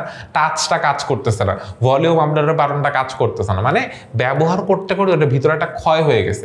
এই যে স্থায়ী সম্পদ ব্যবহারজনিত কারণে যে ক্ষয় বা ক্ষতি হয় সেটাকে আমরা কি বলি অবচয় বলি। ঠিক আছে, সো অবচয়টা কোথায় লিখতে হয়, এইখানে লিখতে হয় যে অবচয়ের অ্যামাউন্টটা কোথায় লিখতে হয় পরিচালন ব্যয়ের মধ্যে লিখতে হয়। অবচয়টা আরেকটা জায়গায় লিখতে হয়। সেটা কোথায় লিখতে হয়? ওই পার্টিকুলার স্থায়ী সম্পদ যেখানে বসে ওখান থেকে অবচয়ের টাকাটা কি করতে হয়? মাইনাস করতে হয়। সেম অবলোপনের ক্ষেত্রেও অবলোপন একবার এখানে বসে, আর একবার ওই পার্টিকুলার স্থায়ী সম্পদটা যেখানে বসে, দ্যাট মিনস হচ্ছে স্থায়ী সম্পদের মধ্যে, সেখান থেকে অবলোপনের টাকাটা কি করতে হয়? বাদ দিতে হয়। ঠিক আছে, ওকে। দেন কমিশন প্রদান, ব্যাংক চার্জ, এই পার্টটা হচ্ছে অনেক বেশি ইন্টারেস্টিং, কুরিনের পার্টটা। সো কুরিনের মধ্যে আমাদের 4 জনকে নিয়ে কাজ করতে হয়। মানে পুরাতন কুরিন যোগ নতুন কুরিন যোগ নতুন কুরিন সঞ্চিতি মাইনাস পুরাতন কুরিন সঞ্চিতি। সো আমি এটাকে সহজভাবে মনে রাখি কিভাবে জানো? অন নো। কিভাবে ভাইয়া? ওতে হচ্ছে ওল্ড আর এনতে হচ্ছে নিউ। ঠিক আছে, ওল্ড আর নিউ। এই ওল্ড আর নিউ দিয়ে কি বুঝাইতেছে? সো দেখো, সবার আগে কে বসে? সবার আগে বসে হচ্ছে পুরাতন কুরিন, এরপর বসে নতুন কুরিন, এরপর বসে নতুন কুরিন সঞ্চিতি, সবশেষ মাইনাস করতে কাকে হয়? পুরাতন কুরিন সঞ্চিতিকে। ঠিক আছে, এইখানে তোমার বুঝার ব্যাপার হচ্ছে তোমার কোয়েশ্চেনে 2টা পার্ট না, একটা হচ্ছে কোয়েশ্চেনের উপরে দেওয়া থাকে রেওয়া মিলের পার্টটা, আর কোয়েশ্চেনের নিচে দেওয়া থাকে কি? সমন্বয়ের পার্টটা। সো এখানে খেয়াল রাখবা, রেওয়া মিলের মধ্যে যে কুরিন আর কুরিন সঞ্চিতি দেওয়া থাকবে, রেওয়া মিলের মধ্যে যে কুরিন আর কুরিন সঞ্চিতির অ্যামাউন্টটা দেওয়া থাকবে সেগুলো হচ্ছে কি? পুরাতন কুরিন আর পুরাতন কুরিন সঞ্চিতি। আর সমন্বয়ে যে কুরিন আর কুরিন সঞ্চিতি বলা থাকবে সেটা হচ্ছে কি? নতুন কুরিন নতুন কুরিন সঞ্চিতি। ঠিক আছে, আবারও বলতেছি, কুরিনে বেসিক্যালি কয়জনকে নিয়ে কাজ করতে? 4 জনকে নিয়ে। পুরাতন কুরিন যোগ নতুন কুরিন যোগ নতুন কুরিন সঞ্চিতি মাইনাস পুরাতন কুরিন সঞ্চিতি। সো আচ্ছা, এটা বলার আগে আরেকটা জিনিস ক্লিয়ার করে নেওয়া ইম্পর্টেন্ট। ভাই কুরিন তো বুঝলাম যে আমার যে টাকাটা নিয়ে মানুষ পালাই গেছে, তাহলে কুরিন সঞ্চিতি কি জিনিস? কুরিন সঞ্চিতির ফ্যাক্টটা হচ্ছে যে মানে অ্যাকাউন্টিংয়ের রক্ষণশীলতার নীতি নামে একটা নীতি আছে, যেটা আমরা একটু সামনে আলোচনা করব। রক্ষণশীলতা নীতির মেইন ফ্যাক্টটা বা মেইন এজেন্ডাটা হচ্ছে যে কোনো একটা ব্যয় মানে হতে পারে যদি অ্যাজিউম করা যায়, সেটাকে হিসাবের খাতায় ব্যয় হিসেবে দেখায় দিতে হবে। ঠিক আছে, তার কারণ অ্যাকাউন্টিংয়ের অবজেক্টিভ হচ্ছে যতটা সম্ভব মুনাফাটাকে কম দেখাবো, ব্যয়টা বেশি দেখাবো। এটা হচ্ছে রক্ষণশীলতা নীতির মেইন কনসেপ্ট। ঠিক আছে, তার কারণে এতে করে কি করা হয়? একটা ট্যাক্সে একটা বেনিফিট পাওয়া যায়, আর অন্যান্য অনেক সুবিধা আছে, সেটা না আমাদের আজকে আলোচনার বিষয় না। আমাদের মেইন ব্যাপারটা হচ্ছে কুরিন কি আর কুরিন সঞ্চিতি কি? কুরিন হচ্ছে যেটা আমি নিশ্চিত, মানে আমার টাকা মেরে দিয়ে চলে গেছে, মনে করো একজন, এটা নিশ্চিত এই টাকাটা পাবো না। আর কুরিন সঞ্চিতি হচ্ছে আমি ধারণা করতেছি আমার টাকা মেরে দিতে পারে। ঠিক আছে, সো ফর এক্সাম্পল আমি তো প্রত্যেক বছরই মনে করো বিজনেস করতেছি, সো প্রত্যেক বছর দেখি আমি যদি 10,000 টাকার পণ্য ধারে অনেক মানুষের কাছে বিক্রি করি, তার মধ্যে দেখা যায় 2,000 টাকা প্রত্যেক বছর আমি পাই না। মানে 8,000 টাকা আমি আদায় করতে পারি, 2,000 টাকা আমি আদায় করতে পারি, 2,000 টাকা প্রত্যেক বছর আমার কি হয়ে যায়? কুরিন হয়ে যায়। সো এই বছর যখন আমি হিসাব নিকাশ করতেছি, আগে থেকে কুরিন সঞ্চিতি নামে একটা হিসাব খুলে রাখছি, যেখানে আগে থেকে কিছু টাকা আমি কি করে রাখছি? সরায় রাখছি, যাতে করে আমার যদি কোনো দেনাদার আমার টাকা মেরে দিয়ে চলে যাবে, পালা যায়, ওইখান থেকে আমি কি করতে পারি? নিজের ক্ষতিপূরণটা করতে পারি। দ্যাট মিনস সহজ করে বললে কুরিন হচ্ছে নিশ্চিত ক্ষতি, যে আমার টাকা মেরে দিয়ে চলে গেছে, আর কুরিন সঞ্চিতি হচ্ছে যে আমার টাকা মেরে দিতে পারে এটা ধারণা করে একটা ফান্ডে কিছু টাকা আমি আলাদা করে সরায় রাখতেছি, যেটাকে বলা হচ্ছে কি? কুরিন সঞ্চিতি। ঠিক আছে, কুরিন হচ্ছে নিশ্চিত ক্ষতি, আর কুরিন সঞ্চিতি নিশ্চিত কোনো ক্ষতি না। এখন সো মানে এখানে সিকোয়েন্সটা কি হয়? সবার আগে বসে হচ্ছে পুরাতন কুরিন যোগ নতুন কুরিন যোগ নতুন কুরিন সঞ্চিতি মাইনাস পুরাতন কুরিন সঞ্চিতি। এই 4 জনের মধ্যে পুরাতন কুরিন আর পুরাতন কুরিন সঞ্চিতি এটা টাকা পাওয়া যায় কোথায়? রেওয়া মিলের মধ্যে। আর নতুন কুরিন আর নতুন কুরিন সঞ্চিতি টাকাটা কোথায় পাওয়া যায়? সমন্বয়ের মধ্যে। এখানে টুইস্টটা বাদে কোথায়? মানে বেশিরভাগ অঙ্কে নতুন কুরিন সঞ্চিতির টাকাটা দেয়া থাকে কিসে জানো? পার্সেন্টেজে। সো যখন কিনা নতুন কুরিন সঞ্চিতির টাকাটা পার্সেন্টেজে বলা থাকবে, তখন তোমার একটা অ্যাডিশনাল ডিউটি আছে। অ্যাডিশনাল ডিউটিটা হচ্ছে তখন তোমার এই যে পার্সেন্টেজের অ্যামাউন্টটা বের করার জন্য প্রথমে যাইতে হবে কার কাছে জানো? দেনাদারের কাছে। দেনাদারের সাথে যদি কোয়েশ্চেনের ধারে বিক্রয় বলা থাকে, কি করতে হবে? যোগ করতে হবে। এরপর দেনাদার থেকে কি করতে হবে? নতুন কুরিনটাকে বিয়োগ করতে হবে। বিয়োগ করার পরে তুমি যে অ্যামাউন্টটা পাবা, সেই অ্যামাউন্টের উপর কি করতে হবে? এই পার্সেন্টেজটা ধরতে হবে। ঠিক আছে, আমরা যখন সমন্বয় পড়তে থাকবো তখন সমন্বয়ের মধ্যে এটা আরো ডিটেলসে আলোচনা করব। বাট তোমাকে ইনিশিয়াল নলেজটা আমি দিয়ে রাখলাম, যদি নতুন কুরিন সঞ্চিতি টাকাটা পার্সেন্টেজে বলা থাকে তাহলে ফার্স্টে যাইতে হবে কার কাছে? দেনাদারের কাছে। দেনাদারের থেকে যদি ধারে বিক্রয় প্রশ্নে বলা থাকে তাহলে যোগ করব, না বলা থাকলে যোগ করার কোনো দরকার নেই। তারপর এখান থেকে বাদ দিতে হবে কাকে? নতুন কুরিনের টাকাটাকে। নতুন কুরিন বাদ দেওয়ার পর যে অ্যামাউন্টটা পাবো সে অ্যামাউন্টের উপর কি করতে হবে? এই পার্সেন্টেজটা ধরে পার্সেন্টেজটা করে কুরিন সঞ্চিতির অ্যামাউন্টটা কি করতে হবে? ক্যালকুলেট করতে হবে, যদি আবার নতুন কুরিন সঞ্চিতির টাকাটা পার্সেন্টেজে সমন্বয় বলে দেয়। ঠিক আছে, আমরা বিস্তারিত যখন সমন্বয় নিয়ে কাজ করব তখন এইটা একদম কমপ্লিট ক্যালকুলেশন আমরা ওখানে দেখে ফেলবো। ঠিক আছে, তো ওকে, সো আমার মোট মুনাফা থেকে পরিচালন ব্যয় বাদ দিলাম, আমরা কি পাইলাম? পরিচালন মুনাফা পেয়ে গেলাম। এরপর পরিচালন মুনাফার সাথে অন্যান্য আয় যোগ করতে হবে। স্থায়ী সম্পদ বিক্রয়ের জন্য মুনাফা, বিনিয়োগের সুদ, প্রাপ্ত বাট্টা, ঋণের সুদ, কমিশন, প্রাপ্ত লভ্যাংশ, এটা যোগ করব। আর এখান থেকে বাদ দিতে হবে কাকে? অন্যান্য ব্যয়কে। বিক্রয়জনিত ক্ষতি, ঋণের সুদ, ব্যাংক ঋণের সুদ, জমাতিরিক্ত সুদ, দুর্ঘটনাজনিত ক্ষতি। সো পরিচালন মুনাফার সাথে অন্যান্য আয় যোগ আর অন্যান্য ব্যয় বিয়োগ করে যেটা পাওয়া যায় সেটাকে বলা হয় নিট মুনাফা অথবা নিট ক্ষতি। মানে টাকাটা যদি প্লাস ফিগারে আসে তাহলে নিট মুনাফা, টাকাটা যদি মাইনাস ফিগারে আসে তাহলে সেটাকে কি বোঝায়? নিট ক্ষতি বোঝায়। ঠিক আছে, সো এই গেল আমাদের বিশদ আয় বিবরণীর সেন্স ডান। এরপরে আমাদের কি আসে? এরপরে আসে আমাদের হচ্ছে মালিকানা সত্ত্ব বিবরণী, যেখান থেকে ওভারঅল মালিকানা সত্ত্বের অবস্থা জানা যায়। সো মালিকানা সত্ত্ব বিবরণীর ছকে কে কে থাকে? সবার উপরে বসে কে? মূলধন। ঠিক আছে, সো মূলধনের প্রারম্ভিক উদ্বৃত্ত যেটা প্রশ্ন বলা আছে, এর সাথে যোগ করতে কাকে? যদি অতিরিক্ত মূলধন দেয় সেটা কি করতে হবে? মূলধনের সাথে যোগ করতে হবে। এর সাথে যোগ করতে হবে কি? নিট লাভ যদি হয় আমার তাহলে নিট লাভটাকে যোগ করতে হবে, আর যদি নিট ক্ষতি হয় সেটাকে কি করতে হবে? এখান থেকে বিয়োগ করতে হবে। এরপর এখানে যোগ করতে হবে কাকে? মূলধনের সুদকে এখানে কি করতে হবে? যোগ করতে হবে। এরপর এখান থেকে বাদ দিতে হবে মেইনলি কাকে কাকে? বাদ দিতে হবে মেইনলি আসলে উত্তোলনকে। ঠিক আছে, মেইনলি বাদ দিতে হবে কাকে? উত্তোলনকে। উত্তোলনের আরেকটা নাম হচ্ছে কি? আয়কর। মানে আয়কর দিয়ে বেসিক্যালি আমাদের অ্যাকাউন্ট, মানে তোমাদের অ্যাকাউন্ট থেকে উত্তোলন বোঝায়। কেন বোঝায় সেটা বলতেছি। আয়কর, জীবন বীমা, এগুলো যখন আমাদের লেনদেনে বলে তখন আমরা কোন হিসাবকে ডেবিট করি? উত্তোলন হিসাবকে ডেবিট করি। সো এগুলো যেহেতু উত্তোলন বোঝায় এই জন্য এগুলোকে কি করতে হবে? এইখানে বিয়োগ করতে হবে। ঠিক আছে, মূলধনের সাথে যোগ অতিরিক্ত মূলধন নিট লাভ, যোগ মূলধনের সুদ, বাদ উত্তোলন, বাদ আয়কর, বাদ জীবন বীমা। এখানে লাস্ট একটা জিনিস যোগ করতে হবে, সেটা হচ্ছে কি? সাধারণ সঞ্চিতি।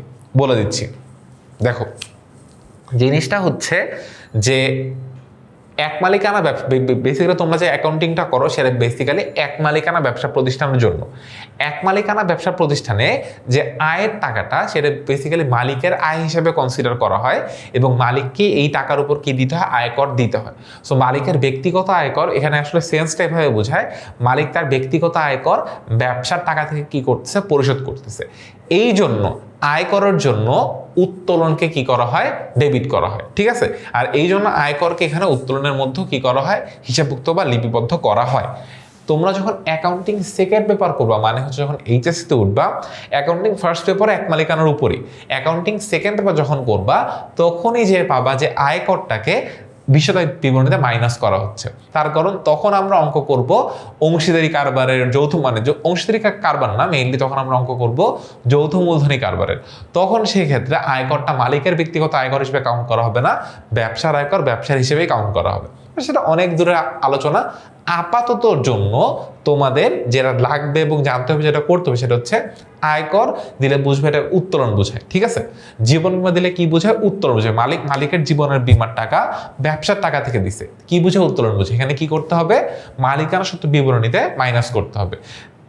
সবার আগে হচ্ছে মূলধন যোগ অতিরিক্ত মূলধন, এখান থেকে যোগ করতে হবে কাকে? নিট লাভকে। যদি ক্ষতি হয় তাহলে সেটাকে বিয়োগ করতে হবে, যোগ করতে হবে কাকে? মূলধনের সুদকে। এরপর এখান থেকে বিয়োগ করতে হবে কাকে? উত্তোলন, জীবন বীমা, তারপরে হচ্ছে আয়কর, উত্তোলনের সুদ বিয়োগ করতে হবে। এরপর লাস্টে একটা জিনিস যোগ করতে হয়, যদি আমাদের কোয়েশ্চেনে সাধারণ সঞ্চিতি বলা থাকে সেটাকে কি করতে হয়? যোগ করতে হয়। সাধারণ সঞ্চিতি জিনিসটা কি? প্রফিটের একটা অংশ।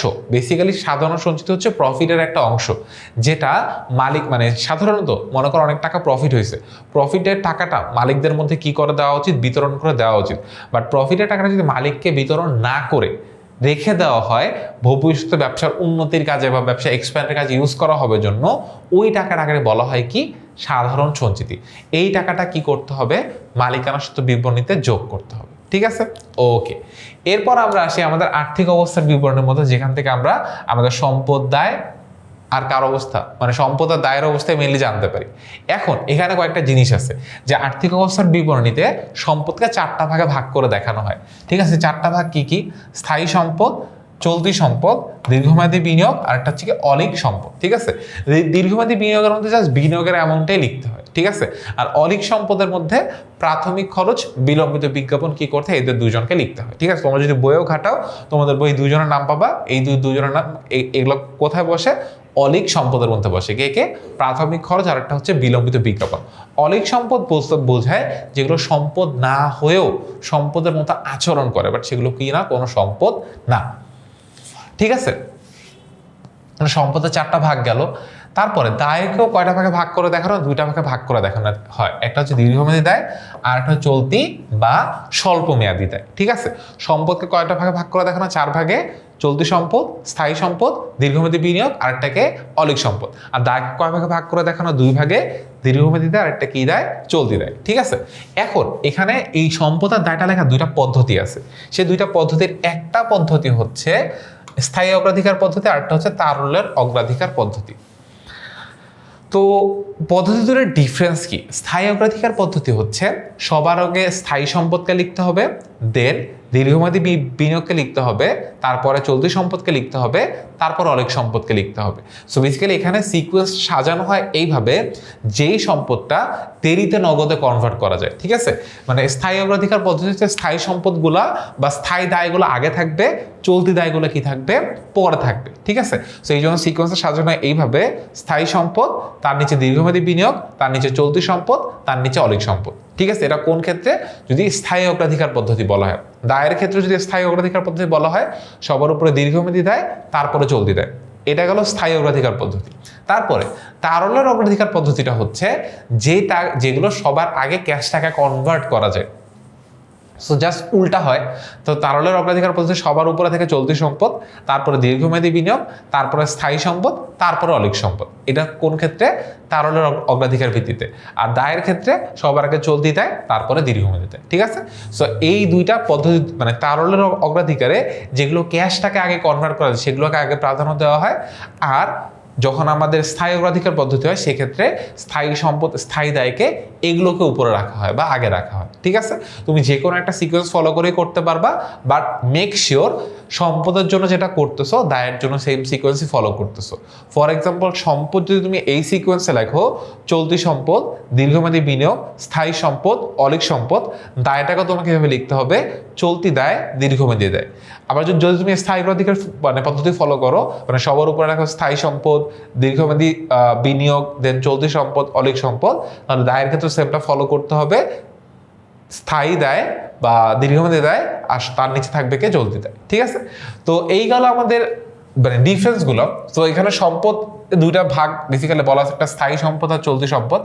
সিম্পল ভাষায় বললে, যেগুলো দীর্ঘ সময় ব্যবহার করা যায় যেগুলো স্থায়ী সম্পদ, আর যেগুলোর মেয়াদ 1 বছরের কম সেগুলোকে বলা হয় কি? চলতি সম্পদ। লিস্টটা যদি তুমি খুব সুন্দর করে একটু তাকায় দেখো, চলতি সম্পদের মধ্যে কারা কারা পড়তেছে: হাতে নগদ, ব্যাংক জমা, দেনাদার বা প্রাপ্য হিসাব, প্রাপ্য বলে প্রাপ্য নোট, অব্যবহৃত মণিহারি, সমাপনী মজুত পণ্য, অগ্রিম খরচ, প্রাপ্য বা বকেয়া আয়। এগুলো কোন ক্যাটাগরিতে পড়ে? এগুলো পড়ে হচ্ছে চলতি সম্পদের মধ্যে। তুমি সারা বই খুঁজলে চলতি সম্পদের মধ্যে এই লিস্টটা হচ্ছে সবচেয়ে কমন। ঠিক আছে, মানে এতটুকু পড়লে তোমার 90% সম্পদের চলতি সম্পদের পার্টটা কি হয়ে গেছে? কভার হয়ে গেছে। ঠিক আছে, স্থায়ী সম্পদের মধ্যে কে কে আসতেছে? আসবাবপত্র, অফিস সরঞ্জাম, যন্ত্রপাতি বা মেশিন, ভূমি, তারপরে দালান কোঠা, তারপরে সুনাম, প্যাটেন্ট, ট্রেডমার্ক, কপিরাইট। কপিরাইটের বাংলা নাম হচ্ছে গ্রন্থস্বত্ব। এখানে একটা এক্সেপশন হচ্ছে ভূমি, তার কারণ সকল স্থায়ী সম্পদের অবচয় হলে ভূমির ক্ষেত্রে কোনো অবচয় ধার্য করা হয় না বা ভূমির কোনো অবচয় ক্যালকুলেট করা হয় না। ঠিক আছে, ওকে। এরপরে আমাদের দায়ের মধ্যে দায়কে 2টা ভাগে ভাগ করা হয়েছে। যেই দায়গুলোর মেয়াদ 1 বছরের বেশি সেগুলোকে বলা হয় দীর্ঘমেয়াদী দায়, যেটার মেয়াদ 1 বছরের কম সেটাকে বলা হচ্ছে চলতি দায়। সো এখানেও যদি আমরা লিস্টটা দেখি, চলতি দায়ের মধ্যে কে কে আসতেছে? পাওনাদার বা প্রদেয় হিসাব, প্রদেয় বিল, ব্যাংক জমাতিরিক্ত, বকেয়া খরচ, অগ্রিম বা অনুপার্জিত আয়। আর স্থায়ী দায়ের মধ্যে কে কে আসতেছে? দীর্ঘমেয়াদী দায়, ব্যাংক ঋণ, বন্ধকি ঋণ, ঋণপত্র বা ডিবেঞ্চার। ঠিক আছে, এতটুকু যদি আমার জানা থাকে, আমি সম্পদ চিনি, দায় চিনি, কোনটা কোন জায়গায় বসে এইটা জানি, তাহলে আমরা এই ছকটা খুব সুন্দর করে করতে পারবো। এখানে স্থায়ী অগ্রাধিকার পদ্ধতি সাজানো আছে, তোমরা চাইলে উল্টাভাবে করতে পারো, কোনো সমস্যা নেই। এখানে দেখবা সবার স্থায়ী সম্পদ সবার আগে লেখা হয় সুনামকে, ঠিক আছে, সুনাম বাদ অবলোপন, আসবাবপত্র বাদ পুঞ্জীভূত অবচয়। সো সকল স্থায়ী সম্পদের কি মানে কি থাকে, অবচয় থাকে, ঠিক আছে। সেখানে ভূমি ও দালান যখন একসাথে লেখা হচ্ছে তখন বেসিক্যালি দালানটাকে প্রায়োরিটি দেওয়া হচ্ছে, ভূমিটাকে না। সো এই জন্য এখানে কি লেখা হয়েছে, পুঞ্জীভূত অবচয় লেখা হয়েছে। সো পুঞ্জীভূত অবচয় কি, মানে সিকোয়েন্সটা হচ্ছে, ফর এক্সাম্পল তুমি 50,000 টাকা দিয়ে একটা ফ্রিজ কিনছো, ফ্রিজটার মেয়াদ হচ্ছে 5 বছর, তাহলে এখানে 1 বছরের অবচয় কত টাকা হচ্ছে, তুমি 5 দিয়ে 50কে ভাগ করো, 1 বছরের অবচয় হচ্ছে কত টাকা, 10,000 টাকা। সো 1 নাম্বার বছর, 2 নাম্বার বছর, 3 নাম্বার বছর, প্রথম বছর 10,000 হইলো, সেকেন্ড বছর 10,000 টাকা অবচয় হইলো, থার্ড বছর 10,000 টাকা অবচয় হইলো। যখন আমরা একটা সিঙ্গেল ইয়ার বুঝে তখন সেটাকে আমরা বলি অবচয়। যদি আমি জিজ্ঞাসা করি 3 বছরের টোটাল অবচয় কত, সেটাকে 30,000 টাকা। সো এইখানে এই কয়েক বছরের অবচয় যোগ করে যে অ্যামাউন্টটা পাওয়া যায় সেটাকে বলা হয় কি, পুঞ্জীভূত অবচয়, ঠিক আছে। ওকে, এরপর নিচে এখানে দীর্ঘমেয়াদী বিনিয়োগ আছে, দীর্ঘমেয়াদী বিনিয়োগের টাকা। অবচয়ের ক্ষেত্রে একটু মানে ভালো কথা বলে রাখি, যদি কোয়েশ্চেনে অবচয়ের অ্যামাউন্ট বলা থাকে তখনই অনলি আমরা স্থায়ী সম্পদ থেকে অবচয়টাকে বাদ দিব বা অবলোপনটাকে বাদ দিব। যদি কোয়েশ্চেনে অবচয় নিয়ে কোনো কিছু বা অবলোপন নিয়ে কোনো কিছু বলা না থাকে, সেক্ষেত্রে কিন্তু আমরা স্থায়ী সম্পদ থেকে কোনো অবচয় বা অবলোপন বাদ দিতে হবে না। ওকে, এরপর আমাদের চলতি সম্পদ, নগদ, ব্যাংক জমা, দেনাদার থেকে কাকে বাদ দিতে হচ্ছে, নতুন কুড়ি সঞ্চিতি থেকে এখান থেকে বাদ দিতে হয়। দেনাদার থেকে কিন্তু কখনোই পুরাতন কুরিন সঞ্চিতি মানে যেগুলো রেওয়া মিলে থাকে ওগুলো কিন্তু কখনো বাদ দিবা না। দেনাদার থেকে অলওয়েজ কাকে বাদ দিবা, নতুন কুরিন আর নতুন কুরিন সঞ্চিতি দেনাদার থেকে কি করবা, বাদ দিবা। ওকে, এরপরে প্রাপ্য বিল, অবহিত মনির, প্রাপ্য আয়, অগ্নিপ্রদত্ত খরচ, সমাপনী মজুদ পণ্য কোথায় বসতেছে, চলতি সম্পদের মধ্যে বসতেছে। এরপরে আমরা অলিক সম্পদের দিকে যদি তাকাই, প্রাথমিক খরচ, বিলম্বিত বিজ্ঞাপন। এরপর মালিকানা মানে আমাদের সম্পদ পাশটা করা শেষ। এরপর আসছে কোন পাশ, মালিকানা সূত্র দায় সমূহ। এটা কিন্তু ছকটা তোমাকে জাস্ট বলতেছি, এই ছক তোমার বইও আছে এবং এই ছকটাই তোমাকে খাতায় 20 বার লিখে প্র্যাকটিস করতে বলছি, জাস্ট টু মেমোরাইজ কোন আইটেমটা কোথায় বসতেছে, ঠিক আছে। দেন মূলধন মানে মালিকানা সূত্রে যে পার্টটা পাইছো ওখান থেকে এখানে উদ্বৃত্তটা নিয়ে আসতেও পারো, কোনো সমস্যা নেই, বা পুরোটাও এখানে করতে পারো। এরপরে দীর্ঘমেয়াদী দায় আছে, বন্ধকি ঋণ, ব্যাংক ঋণ, ঋণপত্র, ডিবেঞ্চার। আর স্বল্পমেয়াদী দায়ের মধ্যে পাওনাদার, বকেয়া খরচ, অগ্রিম আয়, ব্যাংক জমাতিরিক্ত। লিখে আমাদের আলটিমেট গোল হচ্ছে সম্পদ পাশের যোগফল আর দায় ও মালিকানা সূত্র পাশের যোগফল কি হইতে হবে, সমান হইতে হবে। যদি দুই সাইড সমান হয় তাহলে ম্যাথ ঠিক আছে, দুই সাইড সমান না থাকে তাহলে ম্যাথ কি হয়েছে, ভুল আছে, ঠিক আছে। ওকে, এরপর আমরা যেটা নিয়ে আলোচনা করব সেটা হচ্ছে হিসাব বিজ্ঞানের নীতিমালা। যে এই যে এত কিছু আমরা করতেছি পুরো জিনিসটা একটা নিয়ম বা নীতিমালার উপর বেস করে দাঁড়ায় আছে। সো নীতিমালাগুলো কি কি, এই নীতিমালাগুলো কিন্তু আমাদের এসকিউ পার্টের জন্য অনেক বেশি ইম্পর্টেন্ট। সো প্রত্যেকটা খুবই ঠান্ডা মাথায় শুনবে, তোমাদের বইয়েও প্রত্যেকটা লেখা আছে, জাস্ট ব্যাখ্যাটা শুনবা, বয়স মিলাবা, খুব ইজিলি বুঝতে পারবা। তাহলে প্রথমে আছে কি, ব্যবসায়িক সত্ত্বানীতি। ব্যবসায়িক সত্ত্বানীতি বলতে কি বোঝায়, ব্যবসায়িক সত্ত্বানীতি হচ্ছে ব্যবসা মানে মালিক আর ব্যবসাকে দুইটাকে আলাদা আলাদা পক্ষ হিসেবে চিন্তা করা হয়। কখনোই ধরা যাবে না যে মালিক আর ব্যবসা দুইটা সেম।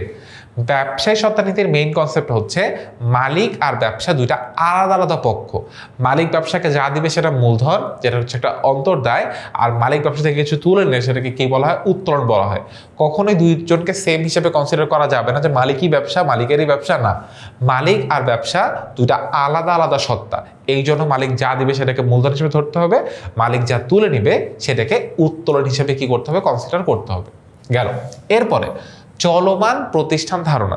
চলমান প্রতিষ্ঠান ধারণায় মানে এখানে চলমান প্রতিষ্ঠান ধারণায় মনে করা হয় কিছু মেয়াদি প্রতিষ্ঠান ছাড়া বাকি সকল প্রতিষ্ঠান আজীবন চলতে থাকবে, ঠিক আছে।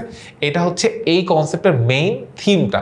চলমান প্রতিষ্ঠান ধারণায় কিছু মেয়াদি প্রতিষ্ঠান ছাড়া বাকি সকল প্রতিষ্ঠান আজীবন চলতে থাকবে, ঠিক আছে। এখন আজীবন যে চলতে থাকবে এইটার উপর বেস করে সম্পদকে দুইটা ভাগে ভাগ করা হয়েছে, স্বল্পমেয়াদী আর দীর্ঘমেয়াদী। ইভেন দায়কেও দুইটা ভাগে ভাগ করা হয়েছে, স্বল্পমেয়াদী আর দীর্ঘমেয়াদী দুইটা ভাগে। মানে এই যে কনসেপ্ট চলমান প্রতিষ্ঠান ধারণা, এই ধারণার উপর বেস করে সম্পদ ও দায়কে দুইটা ভাগে ভাগ করা হয়েছে, স্বল্পমেয়াদী আর দীর্ঘমেয়াদী। আর আয় আর ব্যয়কেও দুইটা ভাগে ভাগ করা হয়েছে, মূলধন জাতীয় আর মুনাফা জাতীয়। এখান থেকে কিন্তু এমসিকিউতে প্রশ্ন আসে, কোন নীতিতে মনে করা হয় ব্যবসা প্রতিষ্ঠান আজীবন চলতে থাকবে? অ্যান্সারটা হচ্ছে চলমান প্রতিষ্ঠান ধারণা। এবং কোন ধারণা অনুযায়ী ব্যয়কে দুইটা ভাগে ভাগ করা হয়েছে, মূলধন জাতীয় মুনাফা জাতীয়? অ্যান্সার কি? চলমান প্রতিষ্ঠান ধারণা। কোন ধারণা অনুযায়ী সম্পদকে দায়কে দুইটা ভাগে ভাগ করা হয়েছে? অ্যান্সার হচ্ছে কি, দুইটা ভাগে ভাগ করা হয়েছে। ভাগগুলো কি?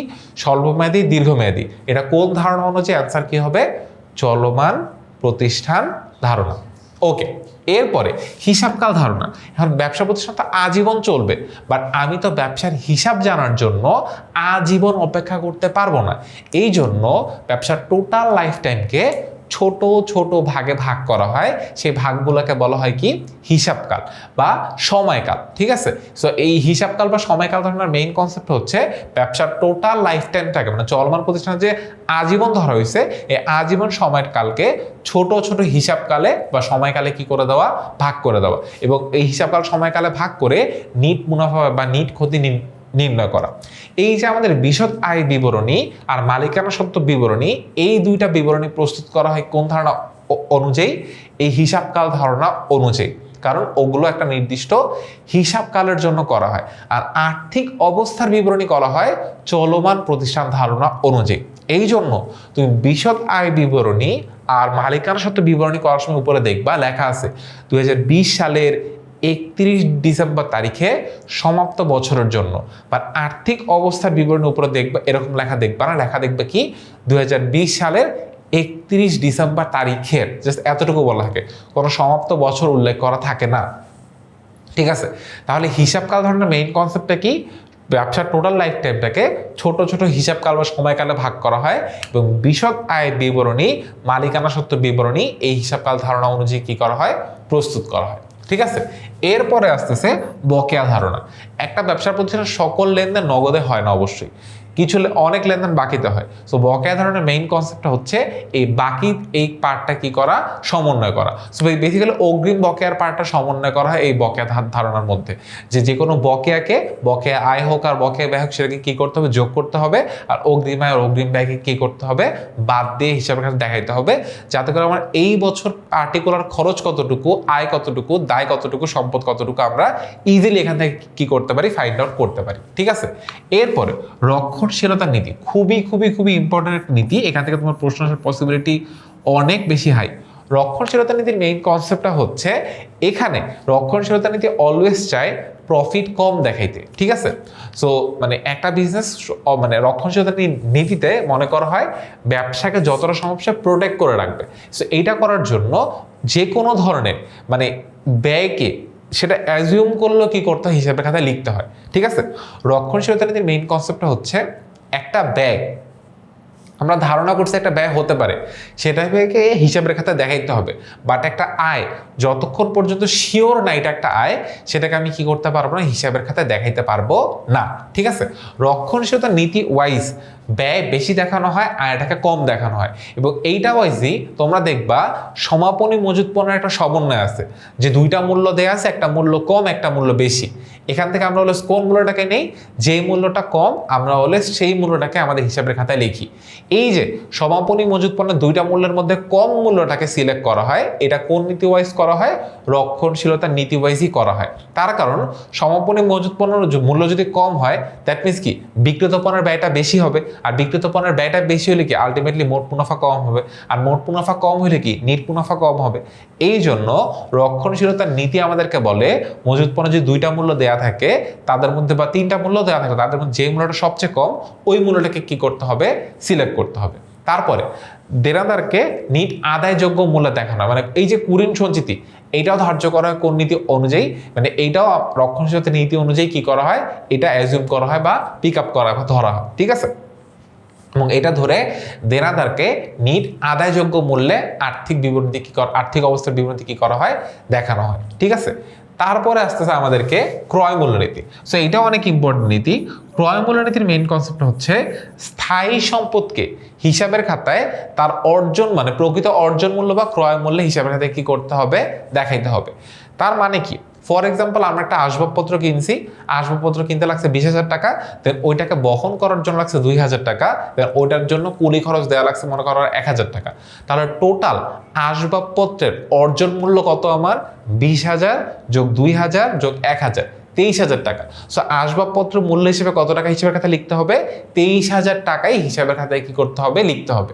ইভেন এখানে লজিকটা হচ্ছে স্থায়ী সম্পত্তিকে আর্থিক অবস্থার বিবরণীতে কোন মূল্য লিখতে হবে? ক্রয় মূল্যে লিপিবদ্ধ করতে হবে।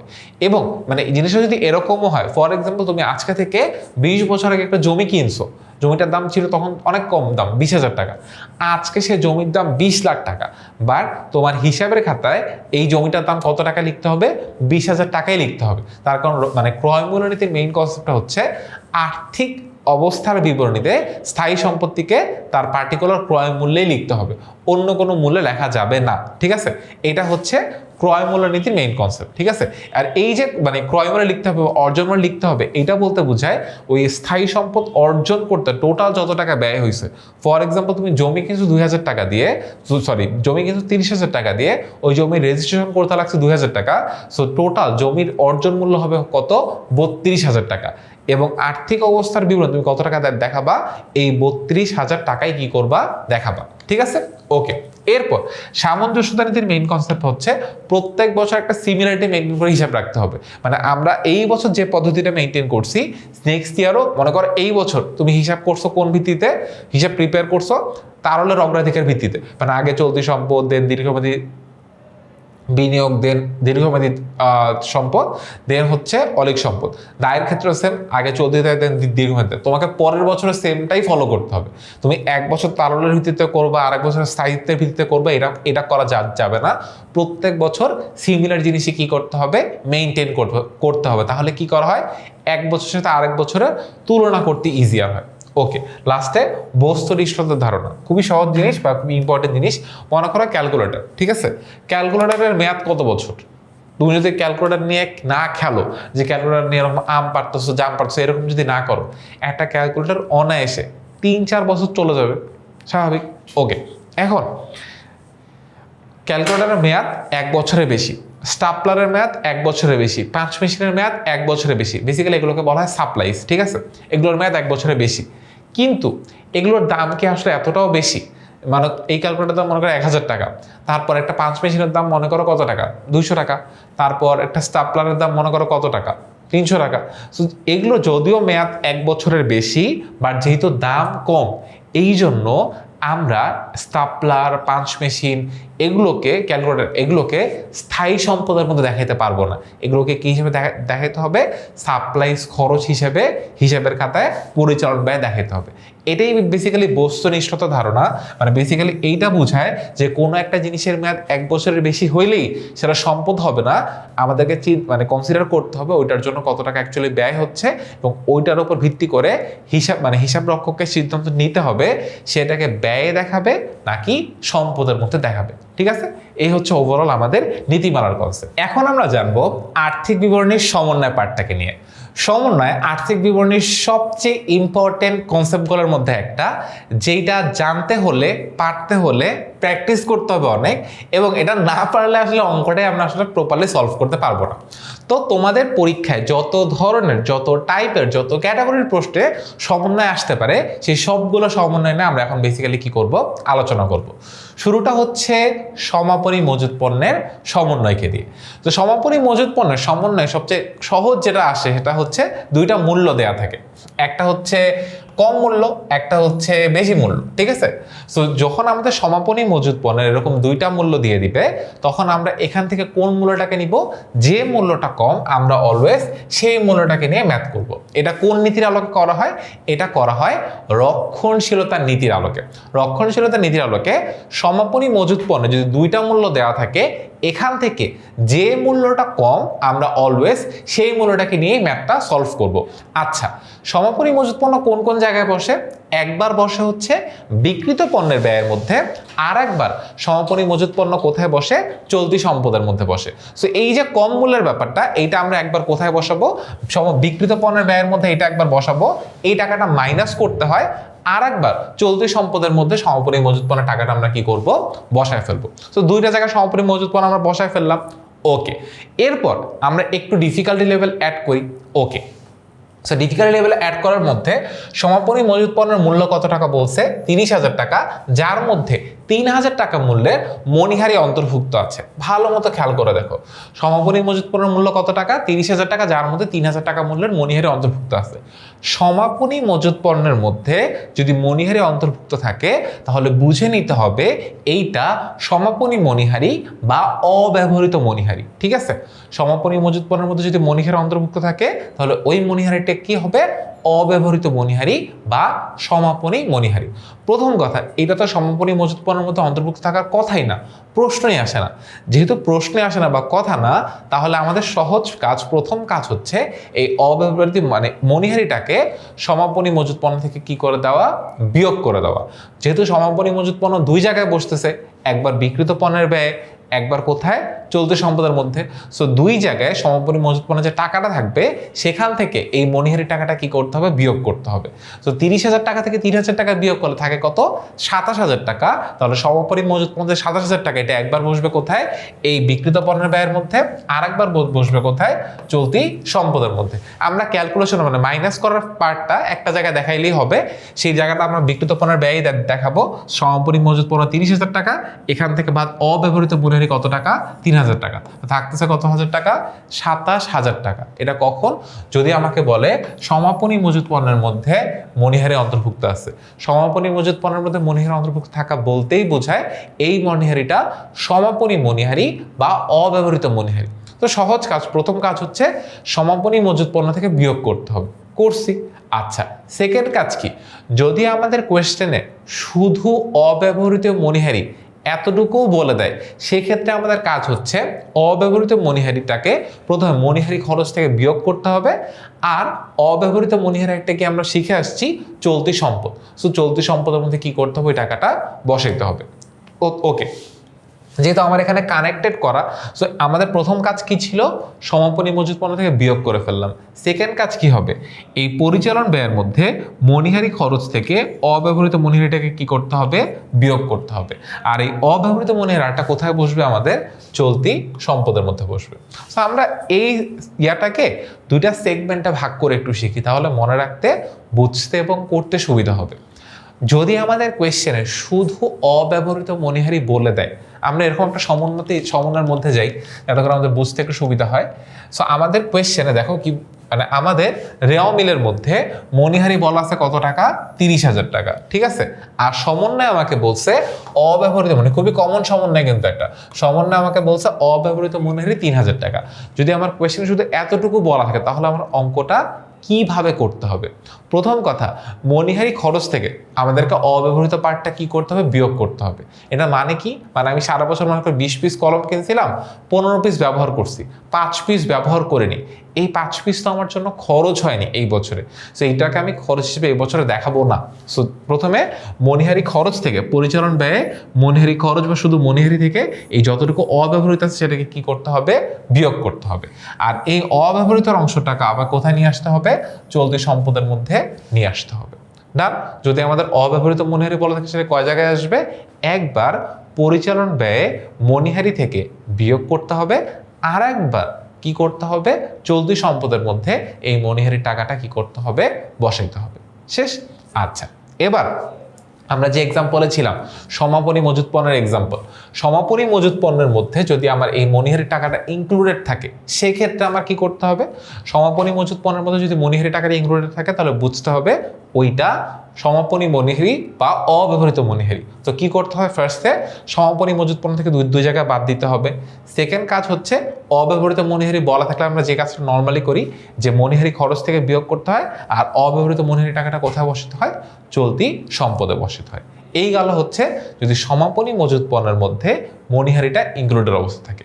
এবার যদি প্রারম্ভিক মজুদের মধ্যে থাকে তখন কি হবে, যে পরেরটাই বলছে প্রারম্ভিক মজুত পণ্যের মধ্যে 3000 টাকার মণিহারি অন্তর্ভুক্ত আছে। প্রারম্ভিক মজুত পণ্যের মধ্যে যদি মণিহারি অন্তর্ভুক্ত থাকে সেটা বেসিক্যালি প্রারম্ভিক মণিহারি বোঝায়, ঠিক আছে। যদি প্রারম্ভিক মজুত পণ্যের মধ্যে থাকে তাহলে সেটা কি বোঝায়, প্রারম্ভিক মণিহারি বোঝায়। এই প্রারম্ভিক মণিহারিটাকে বেসিক্যালি কি করতে হয়, মণিহারি খরচের সাথে যোগ করতে হয়। সো প্রথমে আগে আমরা ভুলটাকে ফিক্স করি, যেহেতু প্রারম্ভিক মজুত পণ্যের মধ্যে মণিহারি থাকার কোনো প্রশ্নই আসে না, তাহলে ফার্স্ট কাজ হবে প্রারম্ভিক মজুত পণ্য থেকে এই মণিহারি মজুদটাকে কি করতে হবে, বিয়োগ করতে হবে। আর সেকেন্ড কাজ হচ্ছে মণিহারি খরচের সাথে ওই মজুত পণ্যের ওই মণিহারির পার্টটা কি করতে হবে, যোগ করতে হবে। ভালো মতো দেখো, যখন আমাকে কোয়েশ্চেনে বলতেছে সমাপনী মণিহারির মধ্যে সমাপনী মজুত পণ্যের মধ্যে মণিহারি অন্তর্ভুক্ত আছে, সেই মণিহারিটাকে বোঝায় সমাপনী মণিহারি বা অব্যবহৃত মণিহারি। সেটাকে কি করতে হবে, সমাপনী মজুত পণ্য থেকে 2 জায়গায় বাদ, একবার মণিহারি খরচ থেকে বাদ, আর একবার অব্যবহৃত পার্টটা কোথায় আসবে, চলতি সম্পদের মধ্যে। আর যদি আমাকে কোয়েশ্চেনে বলে প্রারম্ভিক মজুত পণ্যের মধ্যে মণিহারি অন্তর্ভুক্ত আছে, সেক্ষেত্রে আমার অঙ্কটা কিভাবে করতে হবে, যদি প্রারম্ভিক মজুত পণ্যের মধ্যে মণিহারি অন্তর্ভুক্ত থাকে তাহলে আমাকে প্রথম কথা প্রারম্ভিক মজুত পণ্য থেকে বিয়োগ করতে হবে, ফার্স্ট কাজ। সেকেন্ড কাজ কি, মণিহারি খরচের সাথে এই অ্যামাউন্টটা কি করতে হবে, যোগ করতে হবে, ঠিক আছে। ওকে, এরপরে আমাদের বাকিতে মানে পণ্য ক্রয় বিক্রয় সংক্রান্ত, বাকিতে পণ্য বিক্রয় বললে যাবে কি হয়, দেনাদার ডেবিট বিক্রয় ক্রেডিট। আর বাকিতে পণ্য ক্রয় বললে যাবে দেখি ক্রয় ডেবিট পাওনাদার ক্রেডিট। বাকিতে পণ্য বিক্রয় বললে একবার বিক্রয়ের সাথে যোগ করতে হবে আর একবার দেনাদারের সাথে যোগ করতে হবে। আর বাকিতে পণ্য ক্রয় বললে একবার ক্রয়ের সাথে যোগ করতে হবে আর একবার পাওনাদারের সাথে যোগ করতে হবে। দেখি তো ঠিক বলছি নাকি আমরা। সো বাকিতে পণ্য বিক্রয় বললে অলিখিত বিক্রয় নামে একবার বিক্রয়ের সাথে যোগ করতে হবে আর একবার চলতি সম্পদে প্রাপ্য হিসাব বা দেনাদারের সাথে কি করতে হবে, অলিখিত বিক্রয় যোগ করতে হবে। আর বাকিতে পণ্য ক্রয় বললে, যেহেতু এখানে দুইটা একসাথে বলা আছে, দুইটা একসাথে দেখা দিচ্ছি, বাকিতে পণ্য ক্রয় বললে একবার বিক্রিত পণ্যের ব্যয়ে ক্রয়ের সাথে যোগ করতে হবে অলিখিত ক্রয়, আর একবার পাওনাদার বা প্রদায় হিসেবে সাথে যোগ করতে হবে কি, অলিখিত ক্রয়টাকে যোগ করতে হবে। শেষ। ওকে, এরপরে অলিখিত আন্তঃফেরত। আন্তঃফেরত বলতে বোঝায় বিক্রয় ফেরত। সো আন্তঃফেরত বিক্রয় ফেরত কখন অ্যাপ্লিকেবল হয়, ধারে পণ্য বিক্রয় করলেই বিক্রয় ফেরতটা অ্যাপ্লিকেবল হয়। সো ধারে পণ্য বিক্রয় করলে জাবেদে কি, আমরা জাবেদে কি করছিলাম, বিক্রয়ের সাথে যোগ করছিলাম আর দেনাদারের সাথে যোগ করছিলাম। এখন কি করতে হবে, এটার উল্টা কাজটা করতে হবে, মানে বিক্রয় থেকে বিয়োগ করতে হবে আর একবার কার থেকে বিয়োগ করতে হবে, দেনাদার থেকে বিয়োগ করতে হবে, ঠিক আছে। তো আমাদের যদি অলিখিত বিক্রয় ফেরত বলা থাকলে একবার বিক্রয় থেকে কি করতে হবে, বিয়োগ করতে হবে, আর একবার প্রাপ্য হিসাব বা দেনাদার থেকে কি করতে হবে, বিক্রয় মানে বিয়োগ করতে হবে। মানে ধারে বিক্রয়ের বিপরীত কাজটাই হচ্ছে আন্তঃফেরত বা বিক্রয় ফেরতে আমরা করি। সেম ধারে ক্রয়ের বিপরীত কাজটা আমরা কোন ক্ষেত্রে করব, মানে ক্রয় ফেরতের সময় করব। কারণ ধারে ক্রয় করলে আমরা কি করতাম, ক্রয়ের সাথে যোগ, পাওনাদারের সাথে যোগ। ক্রয় ফেরত বললে কি করতে হবে, ক্রয় থেকে বিয়োগ করতে হবে আর একবার পাওনাদার বা প্রদায় হিসাব থেকে কি করতে হবে, বিয়োগ করতে হবে। সো এই যে আমাদের অলিখিত, এটার একটা নাম কি, বিক্রয় ফেরতের একটা নাম আন্তঃফেরত, আর ক্রয় ফেরতের একটা নাম কি, বহিঃফেরত। এটা কিন্তু কনফিউজ হওয়া যাবে না, নাহলে কিন্তু অনেক বড় ভুল হয়ে যাবে। সো ক্রয় ফেরত বলা থাকলে কি করতে হবে, একবার ক্রয় থেকে বিয়োগ করতে হবে আর একবার প্রদায় হিসাব বা পাওনা থেকে কি করতে হবে, বিয়োগ করতে হবে। সিম্পল। ওকে, এরপর খুবই ইন্টারেস্টিং অ্যান্ড ফান, সেটা হচ্ছে আমাদের ভ্যাট। সো সাধারণত যদি আমাদের কোয়েশ্চেনে ক্রয় আলাদা করে ভ্যাট বলা থাকে, যে পণ্য ক্রয় 10,000 টাকা, ভ্যাট 15%, সেক্ষেত্রে আমরা জাস্ট ক্যালকুলেটর নর্মালি ক্যালকুলেশন করি। সেম বিক্রয়ের ক্ষেত্রে যদি আমাদের বলা থাকলে পণ্য বিক্রয় 20,000 টাকা, ভ্যাট 15%, সেক্ষেত্রে অনেক ক্যালকুলেটারে 20,000 টাকা লিখবো, ইন্টু 15% করবো, শেষ, আমার অঙ্ক হয়ে যায়। কিন্তু যদি আমার কোয়েশ্চেনে ভ্যাট সহ বলে দেয়, সেক্ষেত্রে ভ্যাটের অ্যামাউন্টটা ক্যালকুলেট করার জন্য কি করতে হয়, গুণ 15 ভাগ 115 করতে হয়, ঠিক আছে। তাহলে আমরা ইজিলি ভ্যাটটা ক্যালকুলেট করতে পারি। সো ভ্যাট ক্যালকুলেট করার জন্য কি করতে হচ্ছে, যদি আমাদের কোয়েশ্চেনে ভ্যাট সহ বলে দেয়, সেক্ষেত্রে ভ্যাটের অ্যামাউন্টটা ক্যালকুলেট করার জন্য গুণ 15 ভাগ 115 করতে হয় টোটাল অ্যামাউন্টটাকে, তাহলে ভ্যাটের অ্যামাউন্টটা বের হয়েছে। সো ভ্যাটটাকে কি করতে হয়, ক্রয় ভ্যাটকে ক্রয় থেকে বিয়োগ করতে হয়, বিক্রয় ভ্যাটকে বিক্রয় থেকে বিয়োগ করতে হয়। সেখানে এই কাজটাই করছে। তো আমার কোয়েশ্চেনে ক্রয় বিক্রয়ের মধ্যে 15% ভ্যাট অন্তর্ভুক্ত আছে, ভ্যাট অন্তর্ভুক্ত আছে, ভ্যাট সহ সেম জিনিসই বোঝায়। সো এখানে ক্রয় বলছে 1,38,000, বিক্রয় বলছে 3,91,000। এখানে ভ্যাটের টাকাটা বের করার জন্য কি করতে হবে, 1,38,000 গুণ 15 ভাগ 115 করলে ক্রয় ভ্যাটের টাকাটা আমরা পাবো। 3,91,000 গুণ 15 ভাগ 115 করলে আমরা বিক্রয় ভ্যাটের টাকাটা পাবো। ক্রয় ভ্যাট ক্রয় থেকে বিয়োগ করতে হয়, বিক্রয় ভ্যাট বিক্রয় থেকে বিয়োগ করতে হয়। এখানে ওই কাজটাই করছে। বিক্রয় থেকে এই 3,91,000 গুণ 15 ভাগ 115 করে 51,000 টাকা পাইছে। এটা হচ্ছে বিক্রয় ভ্যাট। বিক্রয় ভ্যাট থেকে কার থেকে বাদ দিতে হবে, বিক্রয় থেকে বাদ দিতে হবে। দেন ক্রয় বিক্রিত পণ্যের ব্যয়ের মধ্যে ক্রয় থেকে বাদ দিতে হবে ক্রয় ভ্যাটকে। টাকাটা কেমনে বের করছে, এই ক্রয়ের টাকাটাকে গুণ 15 ভাগ 115 করে ভ্যাটের টাকাটা বের করছে 18,000 টাকা। সো ক্রয় থেকে ক্রয় ভ্যাটটা বাদ দিছে, বিক্রয় থেকে বিক্রয় ভ্যাটটা বাদ দিয়ে অ্যামাউন্টটা লিখছে। এখন এইটার একটা জের আছে, ক্রয় ভ্যাট ডেবিট দিকে বসে। যখন আমরা জাবেদা করি তখন দেখবা ক্রয় ভ্যাট ডেবিট দিকে লিখি আর বিক্রয় ভ্যাট ক্রেডিট দিকে লিখি। যদি ডেবিট সাইডের টাকার অ্যামাউন্ট ক্রেডিট সাইডের টাকার অ্যামাউন্ট থেকে বড় হয় তখন সেটা ভ্যাট চলতি হিসাবের ডেবিট জের বোঝায়, সেইটাকে লিখতে হয় সম্পদ পাশে।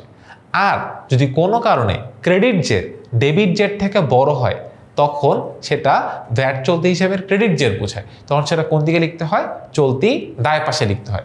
দেখো এইখানে চলতি দায় পাশে এই ভ্যাট চলতি হিসাবে জেরটা লিখছে, তোমরা অনেক অঙ্ক করতে গেলে পাবা ভ্যাট চলতি হিসাব সম্পদ পাশে লিখছে, তখন দেখবা ডেবিট সাইডে টাকার পরিমাণ ক্রেডিট সাইডের টাকার পরিমাণ থেকে বড়। মানে ফর এক্সাম্পল এখানে 1,80,000 আছে, এখানে মনে করো 51 আছে। যদি ডেবিট সাইডটা বড় হইতো তখন সেটাকে বোঝাইতো ভ্যাট চলতি হিসাবে ডেবিট জের। আর যদি ক্রেডিট সাইডটা এখানে যেহেতু ক্রেডিট সাইডটা বড় এই জন্য এটাকে বুঝে ভ্যাট চলতি হিসাবে ক্রেডিট জের। এখন জেরের অ্যামাউন্টটাকে আমরা বের করতে হবে, এই দুইটা সেগমেন্টের টাকা বিয়োগ করেই এই জেরের অ্যামাউন্টটা বের করা হয়েছে। ঠিক আছে, যেহেতু এখানে আমার ক্রেডিট সাইডটা বড়, মানে যেহেতু বিক্রয় ভ্যাটের সাইডটা বড় এই জন্য এইটা চলতি দায় পাশে লেখা হয়েছে। নিচে ব্যাখ্যাটাও দেওয়া আছে, ভ্যাট চলতি হিসাবে জের ডেবিট হলে তা চলতি সম্পদ পাশে যাবে, আর যদি ক্রেডিট জের হয় তাহলে কোন পাশে যাবে, চলতি দায় পাশে যাবে। কেমনে বুঝবো ডেবিট জের না ক্রেডিট জের, এই যে কোন সাইডে টাকার পরিমাণ বড়, ডেবিট সাইডে টাকার পরিমাণ বড় হলে ডেবিট জের, ক্রেডিট সাইডে টাকার পরিমাণ বড় হলে ক্রেডিট জের।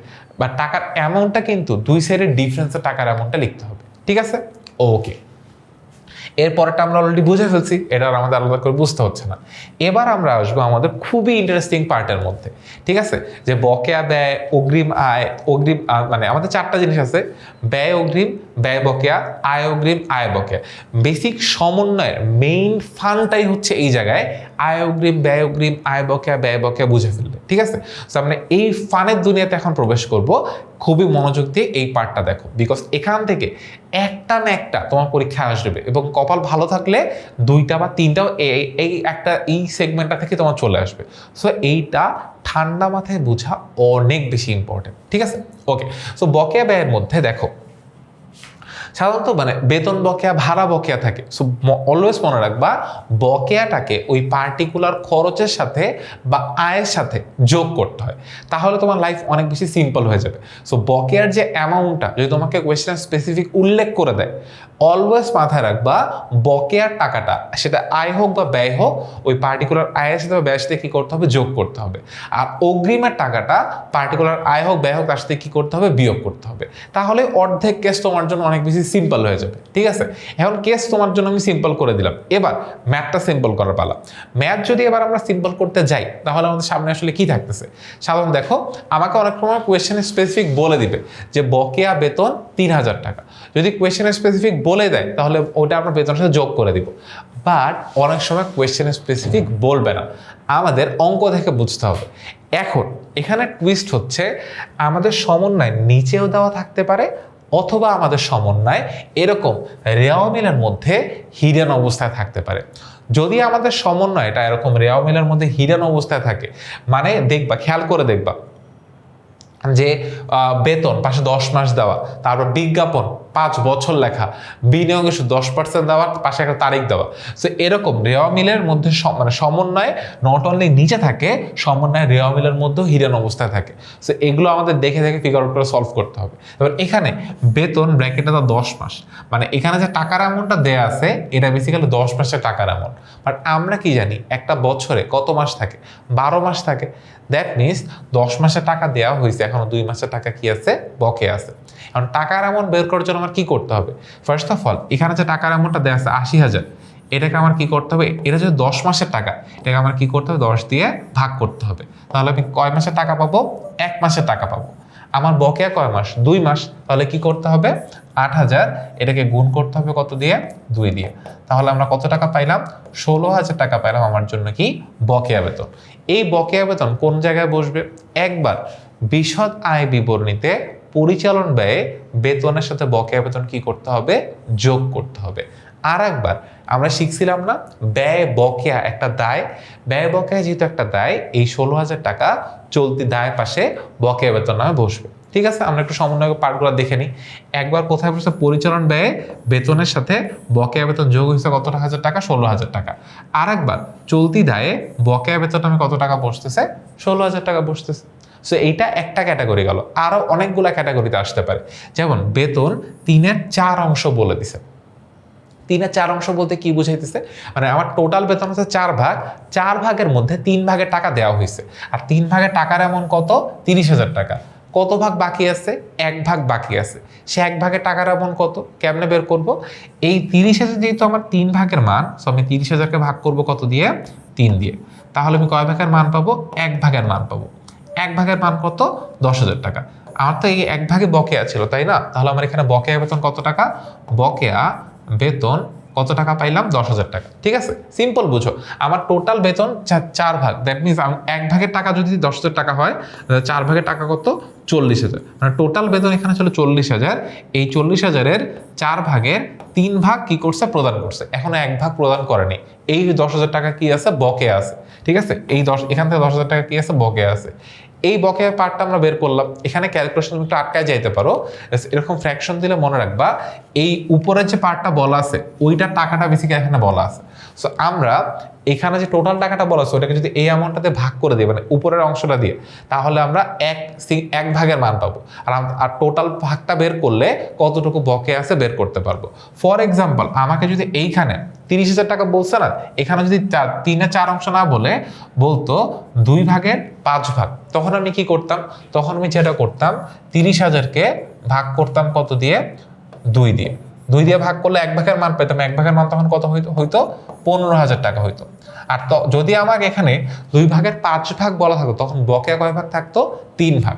সো আমি যদি তখন 15,000-কে গুণ করতাম কত দিয়ে, 3 দিয়ে, 3 15 45, তখন আমার বকেয়া বেতন কত টাকা থাকতো, তখন আমার বকেয়া বেতন হইতো 45,000 টাকা। ঠিক আছে, ওকে। তাহলে আমরা বকেয়ার ক্যালকুলেশনটা কেমনে করে বুঝে গেলাম। আর তারপরে ক্যালকুলেশনের পরের পার্ট খুবই সিম্পল। একবার পরিচালন ব্যয় বেতনের সাথে যোগ করতে হবে বকেয়া বেতন, আর একবার চলতি দায়ে বকেয়া বেতন নামে কি হয়ে যাবে, বসে যাবে। ওকে, এর পরেরটা বেতন 80%। সো এটাও সেম ক্যালকুলেশন। আমাদের টোটাল বেতন 100%, এর মধ্যে 80% টাকা প্রদান করছে। সে 80% টাকা কত, 48,000 টাকা। সো আমরা কি করব, সিম্পল 48,000-কে ভাগ করব হচ্ছে 80 দিয়ে, আর গুণ করব হচ্ছে 20 দিয়ে। তাহলে আমাদের কত টাকা বকেয়া আছে সেটা আমরা ইজিলি বের করতে পারবো। সো 48-কে যদি আমরা 80 দিয়ে ভাগ করি,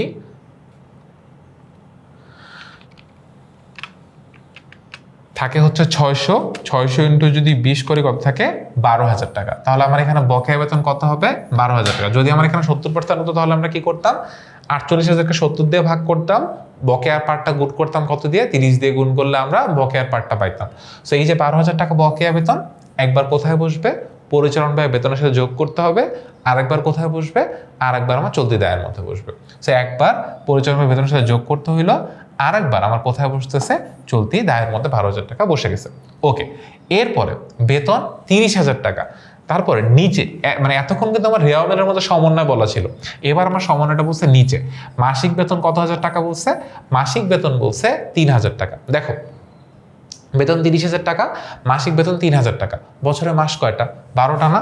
তাহলে 3,000 ইন্টু 12 করলে কত হয়, 3-12 36,000 টাকা। সো বছরে বেতন আসার কত, 36,000 টাকা।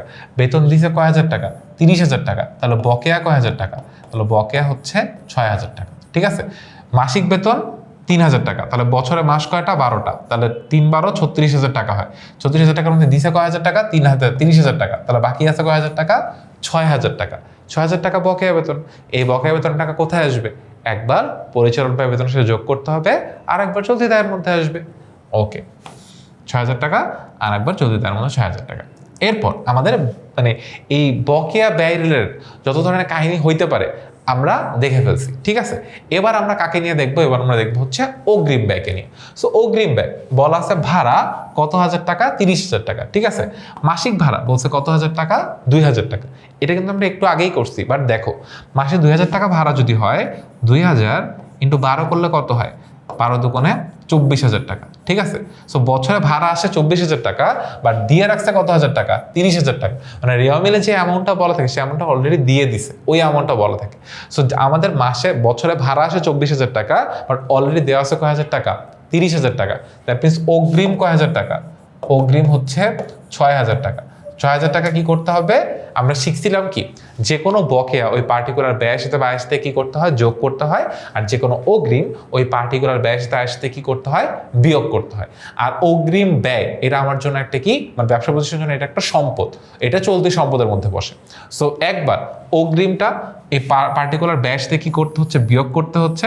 ভাড়া মাইনাস অগ্রিম ভাড়া, 30 - 6 24,000 টাকা।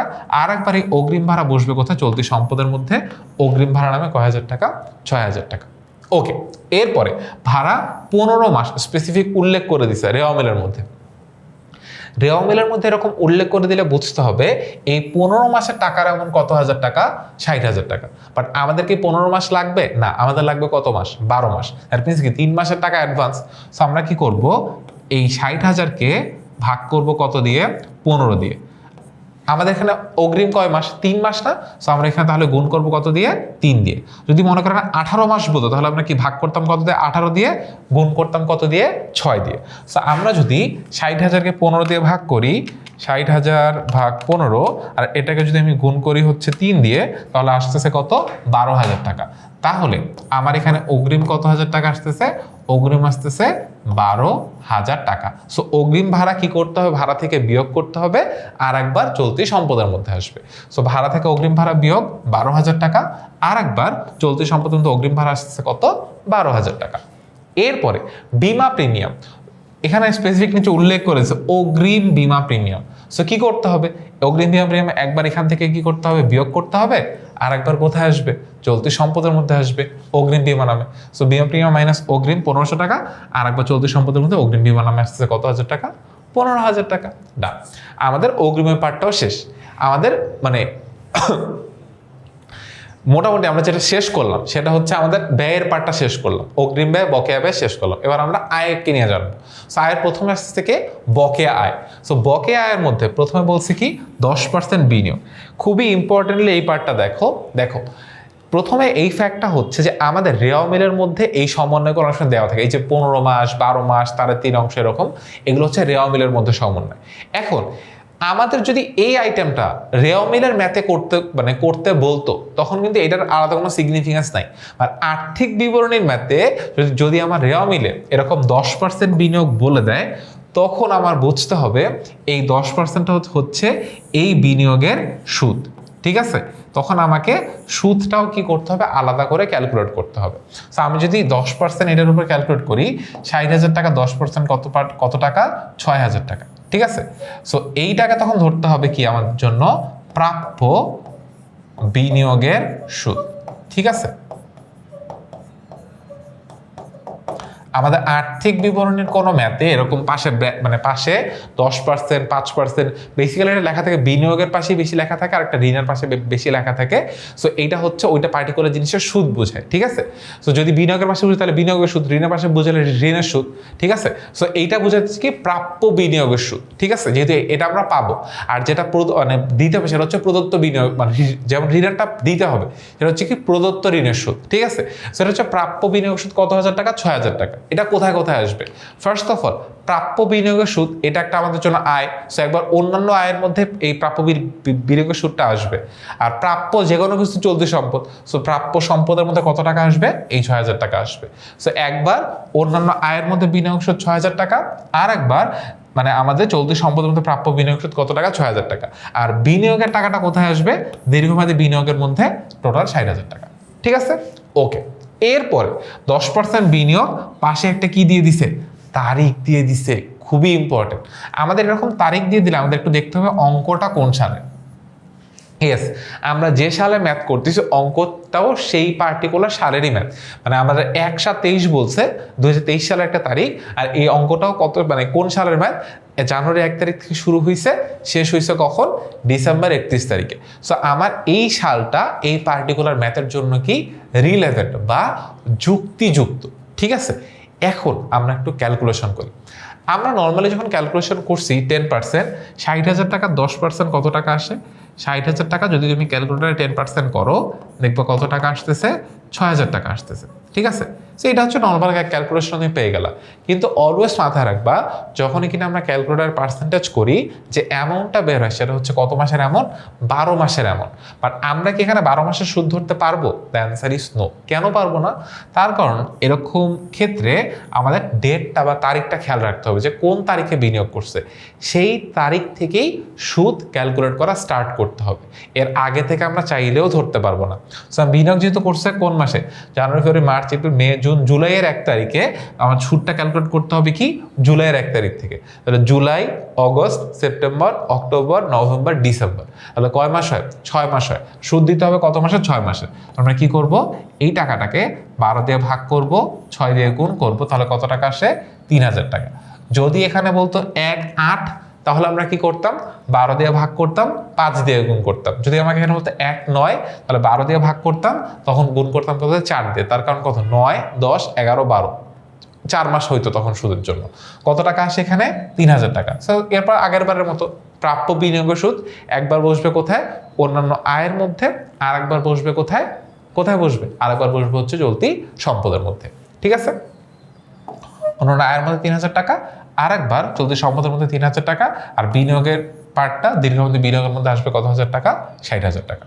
এরপরে 10% বিনিয়োগ, এখানেও একটা তারিখ দেওয়া আছে, বা ডিফারেন্সটা খেয়াল করে দেখো, এখানে যে তারিখটা দেয়া আছে আর আমাদের অঙ্কটা যে সালের, এই দুইটা সাল কিন্তু এক না। ঠিক আছে, এখানে দুইটা জিনিস খেয়াল রাখতে হবে, যে মানে আমাদের অঙ্ক টাইম পিরিয়ডটাকে জুলাই থেকে মানে জুন জুলাইয়ের পিরিয়ডে নাকি। ঠিক আছে, ওই রকম ক্ষেত্রে একটু কনফিউজ হওয়ার প্রবাবিলিটি বেশি থাকে। বাট যখন আমাদের এরকম 31 ডিসেম্বর তারিখে শেষ হচ্ছে, তখন আমরা খুব ইজিলি বুঝতে পারি এই হিসাবকালটা শুরু হয়েছে 1 জানুয়ারি 2023 সালে, শেষ হয়েছে কখন? 31 ডিসেম্বর 2023 সালে। ঠিক আছে, তো আমাদের টোটাল হিসাবকালটা এটার মধ্যে কি করতে হবে? কাউন্ট করতে হবে। এখন এই 10% বিনিয়োগ, এখানে একটা তারিখ বলা আছে 1/7/2022। অলওয়েজ মাথায় রাখবা, এইখানে যে তারিখটা বলা আছে, এইটা যদি এই পার্টিকুলার হিসাব বছরের তারিখ না হয়, মানে কি ভাইয়া, মানে আমার এই হিসাব বছরের শুরু হয়েছে কখন? 1 জানুয়ারি 2023 থেকে শেষ হয়েছে কখন? 31 ডিসেম্বর 2023-এ। যদি আমার এইখানে যে তারিখটা বলা আছে, এই তারিখটা এই সময়কালের তারিখ না হয়, মানে এই টাইমের মধ্যবর্তী কোনো তারিখ না হয়, তাহলে এই তারিখের বেসিক্যালি কোনো রিলেভেন্স নাই আমার অঙ্কে। ঠিক আছে, যদি আমাকে বলতো 1/7/2023, রিলেভেন্স থাকতো। বাট যেহেতু বিগত বছরের কোনো একটা তারিখ বা অগ্রিম বছরের কোনো একটা তারিখ যদি এখানে বলা থাকে, তাহলে এই তারিখটা রিলেভেন্স না পার্টিকুলার এই ম্যাথের জন্য। এখানে আমরা সুদ কত টাকা ক্যালকুলেট করব? ডিরেক্ট 10% ক্যালকুলেট করব। দ্যাট মিনস কত টাকা আসবে? 6,000 টাকায় আসবে। 6,000 টাকা প্রাপ্য বিনিয়োগের সুদ একবার কোথায়? অন্যান্য আয়ের মধ্যে। আর একবার কোথায় বসবে? চলতি সম্পদের মধ্যে। শেষ। 10% বিনিয়োগটা দীর্ঘমেয়াদী বিনিয়োগের মধ্যে। এরপরে আমাদের আরো একটা টুইস্ট থাকতে পারে। মানে আমরা এতক্ষণ দেখতেছিলাম যে আমাদের বিনিয়োগের সুদটা আমরা নির্ণয় করতেছিলাম, আমার রেওয়ামিলের মধ্যে বিনিয়োগের সুদ দেওয়া বলা ছিল না বা দেওয়া ছিল না, টোটালটাই আমরা ক্যালকুলেট করে বের করতেছিলাম এবং পুরো টাকাটাই অনাদায়ী বা প্রাপ্য হিসেব ছিল। বাট আমরা এখানে যেটা দেখতে পারতেছি, 10% বিনিয়োগ 60,000 টাকা, তো 10% করলে কত টাকা আসে? বিনিয়োগের সুদ আছে 6,000 টাকা। এই 6,000 টাকার মধ্যে অলরেডি বিনিয়োগের সুদ দিয়ে দিছে কত হাজার টাকা? বিনিয়োগের সুদ দিয়ে দিছে হচ্ছে 3,500 টাকা। তো আমরা যেটা করব, 6,000 টাকা থেকে 3,500 টাকা বিয়োগ করব। তো 6,000 টাকা থেকে 3,500 টাকা যদি বিয়োগ করে, তাহলে কত টাকা থাকে? 6,000 মাইনাস 3,500 বিয়োগ করলে থাকতেছে কত? 2,500 টাকা। ঠিক আছে, এই 2,500 টাকা আমার জন্য কি? প্রাপ্য বিনিয়োগের সুদ। প্রাপ্য মানে আমার এই বিনিয়োগের টোটাল সুদ ছিল কত হাজার টাকা? 6,000 টাকা। এই মানে আমি এই বিনিয়োগটা থেকে টোটাল কত হাজার টাকা পাইতাম? 6,000 টাকা সুদ পাইতাম। ঠিক আছে, এই 6,000 টাকার মধ্যে অলরেডি আমাকে 3,500 টাকা দিয়ে দিছে। আমাকে দেয় নাই কত টাকা, 2500 টাকা আমাকে দেয়নি, 2500 টাকা আমার জন্য প্রাপ্য। সো এইখানে ক্যালকুলেশনের ডিফারেন্সটা কি হবে দেখো, প্রথমত এই যে বিনিয়োগের সুদ এটা কোথায় বসে, অন্যান্য আয়ের মধ্যে বসাবো। সো এটার নিচে এই প্রাপ্য বিনিয়োগ সুদ কত টাকা বসবে, 2500 টাকা বসবে। সো আমরা আগে দেখি অন্যান্য আয়ের মধ্যে বিনিয়োগের সুদের 3500 টাকা ডিরেক্ট রেওয়ামেল থেকে আসছে, তারপর অনাদায়ী বা প্রাপ্য বিনিয়োগ সুদ কত টাকা, 2500 টাকা, যেটা আমরা সমন্বয়ে ক্যালকুলেশন করে পাইলাম। টোটাল বিনিয়োগের সুদ কত টাকা বসতেছে, 6000 টাকা। আর এই যে 2500 টাকা এটা আমার তো এখনো প্রাপ্য, এটা তো আমি এখনো পাই নাই, এটাকে প্রাপ্য বিনিয়োগ সুদ আমি কোথায় নিয়ে আসতে হবে, চলতি সম্পদের মধ্যে নিয়ে আসতে হবে। এতক্ষণ আমরা যে অঙ্কগুলো করতেছিলাম ওই অঙ্কগুলোর মধ্যে রেওয়ামেলের মধ্যে কোনো বিনিয়োগ সুদ বলা ছিল না। দ্যাট মিনস এর আগের অঙ্ক যদি আমি তাকাই, এইখানে পুরা বিনিয়োগের সুদটাই আমার জন্য কি ছিল, প্রাপ্য ছিল। এই টোটাল 6000 টাকা আমার জন্য কি ছিল, প্রাপ্য ছিল, মানে আগে কোনো টাকা আমাকে দেওয়া হয়নি। বাট এই অঙ্কটার মধ্যে আমাকে অলরেডি কয় হাজার টাকা দিয়ে দিছে, আমাকে অলরেডি 3500 টাকা দিয়ে দিছে। দেয় নেই কতটুকু, 2500 টাকা আমাকে দেয়নি। সো 2500 টাকা আমার প্রাপ্য। যে টাকাটা দিয়ে দিছে দেখো, রেওয়ামেলের কোনো আইটেম দুইবার বসবে না, এই 2500 টাকা একবারই বসবে। সেটা কোথায় বসবে, চলতি, সেটা কোথায় বসবে, অন্যান্য আয়ের মধ্যে বসবে। আর সমন্বয়ের যে আইটেমটা 2500, এটা কয় জায়গায় বসবে, দুই জায়গায় বসবে, একবার অন্যান্য আয়ের মধ্যে আর একবার চলতি সম্পদের মধ্যে। ঠিক আছে, ওকে। আর একটা দেখি সেম ক্যাটাগরি, যে 10% বিনিয়োগ পাশে একটা ডেট দেওয়া আছে 1/7/2023। সো এখানে সুদ ক্যালকুলেট করে সুদ আসবে হচ্ছে 3000 টাকা, কারণ আমরা এটা অলরেডি একবার করে ফেলছি। এই 3000 টাকার মধ্যে অলরেডি কত টাকা দিয়ে ফেলছে, 2500 টাকা দিয়ে ফেলছে। তাহলে প্রাপ্য কত টাকা আছে, প্রাপ্য হচ্ছে 500 টাকা। সো প্রথমে আমাদের অন্যান্য আয়ের মধ্যে আমরা লিখবো বিনিয়োগের সুদ 2500 যোগ প্রাপ্য বিনিয়োগের সুদ কত টাকা, 500 টাকা। আর এই প্রাপ্য বিনিয়োগের সুদটা নেক্সট কোথায় আসবে, আমাদের চলতি সম্পদের মধ্যে আসবে। সো আমরা একবার দেখি অন্যান্য আয়ের মধ্যে বিনিয়োগের সুদ যোগ অনাদায়ী বা প্রাপ্য বিনিয়োগের সুদ 500, দুইটা যোগ করে কত টাকা আসে, 3000 টাকা আসতেছে। আর আমাদের চলতি সম্পদের মধ্যে কত টাকা আসছে, প্রাপ্য বিনিয়োগের সুদ 500 টাকা আসতেছে। আর এখানে দীর্ঘমেয়াদী বিনিয়োগের মধ্যে তো বিনিয়োগের টাকাটা বসবেই, আদার্স আর কোনো ধরনের কোনো টেনশন নাই। ওকে, এখানে এবার আমরা একটু উত্তোলনের সুদ নিয়ে একটু কনসার্ন হইতে হবে। তার রিজনটা হচ্ছে, আমার কোয়েশ্চেনে একটু তাকায় দেখি, কোয়েশ্চেনে বলছে উত্তোলনের উপর 8% হারে সুদ ধরতে হবে। উত্তোলনের রেওয়ামেলের উত্তোলনের পরিমাণ কত টাকা দেওয়া, 20,000 টাকা দেওয়া আছে। এখন প্রবলেমটা কোথায়, প্রবলেম হচ্ছে যখন আমরা নর্মালি ক্যালকুলেশন করতে যাই আমরা একটা জিনিস ভুলে যাই। সেই ভুলে যাওয়ার পার্টটা হচ্ছে, আমরা যদি 20,000 টাকার উপর 8% করি, 20,000 টাকা এটার উপর কত পার্সেন্ট করতে হবে, 8% করতে হবে, আমরা নর্মালি করি। সো দুইভাবে করা যায়, 1% বা 200 টাকা আসে, 200কে 8 দিয়ে গুণ করলে কত টাকা আসে, 1600 টাকা আসে। অথবা আমরা চাইলে এটা যেটা করতে পারি, 20,000 টাকাটাকে 20,000 ইন্টু 8% করলে কত টাকা, 1600 টাকাই আসতেছে। এখন উত্তোলনের সুদ তো কত আসার কথা, 1600 আসার কথা, বাট আমি এখানে 800 টাকা কেন লিখছি, রিজনটা হচ্ছে উত্তোলনের ক্ষেত্রে যদি তারিখ উল্লেখ করা না থাকে তাহলে উত্তোলনের সুদ যেটা আসে তার অর্ধেক ধরতে হয়। তার কারণ এখানে ধরে নেওয়া হয় মালিক যেদিন থেকে ব্যবসা শুরু করছে ওই দিন থেকে তো উত্তোলন করবে না, হয়তো সে বছরের মাঝামাঝি কোনো একটা সময় কি করছে, উত্তোলন করছে। সো উত্তোলনের সুদের ক্ষেত্রে মাথায় রাখবো, পার্সেন্টেজ ক্যালকুলেশন করে যে সুদের অ্যামাউন্টটা আমরা পাবো তার অর্ধেক সুদ কি করব, ধরতে হবে, যদি আমার কোয়েশ্চেনে কোনো তারিখ উল্লেখ করা না থাকে। তাহলে এখানে উত্তোলনের সুদ কত টাকা আসবে, 800 টাকা। সো উত্তোলনের সুদ যেহেতু এটা সমন্বয় বলছে আমাকে, কোথায় বসে, একবার বসবে কোথায়, অন্যান্য আয়ের মধ্যে বসবে উত্তোলনের সুদ, আর একবার কোথায় বসবে, মালিকানা সত্ত্ব বিবরণীতে, মানে মূলধন থেকে কি করতে হবে, বাদ দিতে হবে উত্তোলন সুদটাকে। ঠিক আছে, উত্তোলন সুদ দুই জায়গায়, সমন্বয় উত্তোলন সুদ বলা থাকলে দুই জায়গায় বসবে, একবার অন্যান্য আয়ের মধ্যে, আর একবার মালিকানা সত্ত্ব বিবরণীতে মূলধন থেকে কি করতে হবে, বিয়োগ করতে হবে। শেষ। এবার আমাদের last but not the least, অগ্রিম আয়। সো অগ্রিম আয়ের পার্টটা কি, সেবায় আমাদের রেওয়ামেলে বলা আছে সেবায় 40,000 টাকা, অনুপার্জিত সেবায় কত টাকা বলা আছে, 28,000 টাকা বলা আছে। সমন্বয় বলছে অনুপার্জিত আয়ের অর্ধেক অর্জিত হয়েছে। সো অনুপার্জিত আয় বলতে অগ্রিম আয়, মানে আমি কাউকে সেবা না দিয়ে তার থেকে টাকা নিয়ে রাখছি, এটা আমার জন্য কি অনুপার্জিত আয় বা অগ্রিম আয়। যখন আমি তাকে সেবাটা দিয়ে দিব তখন সেই টাকাটা আমার জন্য আয় হিসেবে অর্জন হবে। ঠিক আছে, সো যখন আমার আয় হিসেবে অর্জন হবে, বেসিক্যালি অগ্রিম আয় একটা দায় হিসাবে কাজ করে। সো যখন দায় থেকে আয় হিসেবে অর্জন হয়ে যাবে তখন সেটাকে আমি কি করব, মানে আমার দায় থেকে বিয়োগ করব, আয়ের সাথে যোগ করব। সহজ ভাষায় বললে, আমাদের এলাকায় লন্ড্রির দোকান বা ইস্ত্রি দোকানের ভাইয়া বা আঙ্কেল থাকে। সো ওই আঙ্কেলটা সাধারণত কি করে, আমাদের কাপড় ইস্ত্রি করে দেওয়ার পর আমাদের থেকে টাকা নেয়। সো কোনো একদিন আঙ্কেলের কোনো একটা প্রয়োজন হইলো, আঙ্কেল আমাদেরকে বলল যে আমি মনে করি 10 টাকা কাপড় ইস্ত্রি করতে দিবে, আমাকে বললো আমাকে টাকাটা আপনি অ্যাডভান্স দেন, আমার একটা কাজ আছে, আমার লাগবে, ঠিক আছে। সো উনি যে আমাকে কাপড় ইস্ত্রি না করে দিয়ে আমার থেকে টাকাটা নিয়ে ফেলছে, এটা তার জন্য কি অগ্রিম আয়। অগ্রিম আয় প্রত্যেকটা ব্যবসা প্রতিষ্ঠানের জন্য কি হিসেবে কাজ করে, দায় হিসেবে কাজ করে, ঠিক আছে।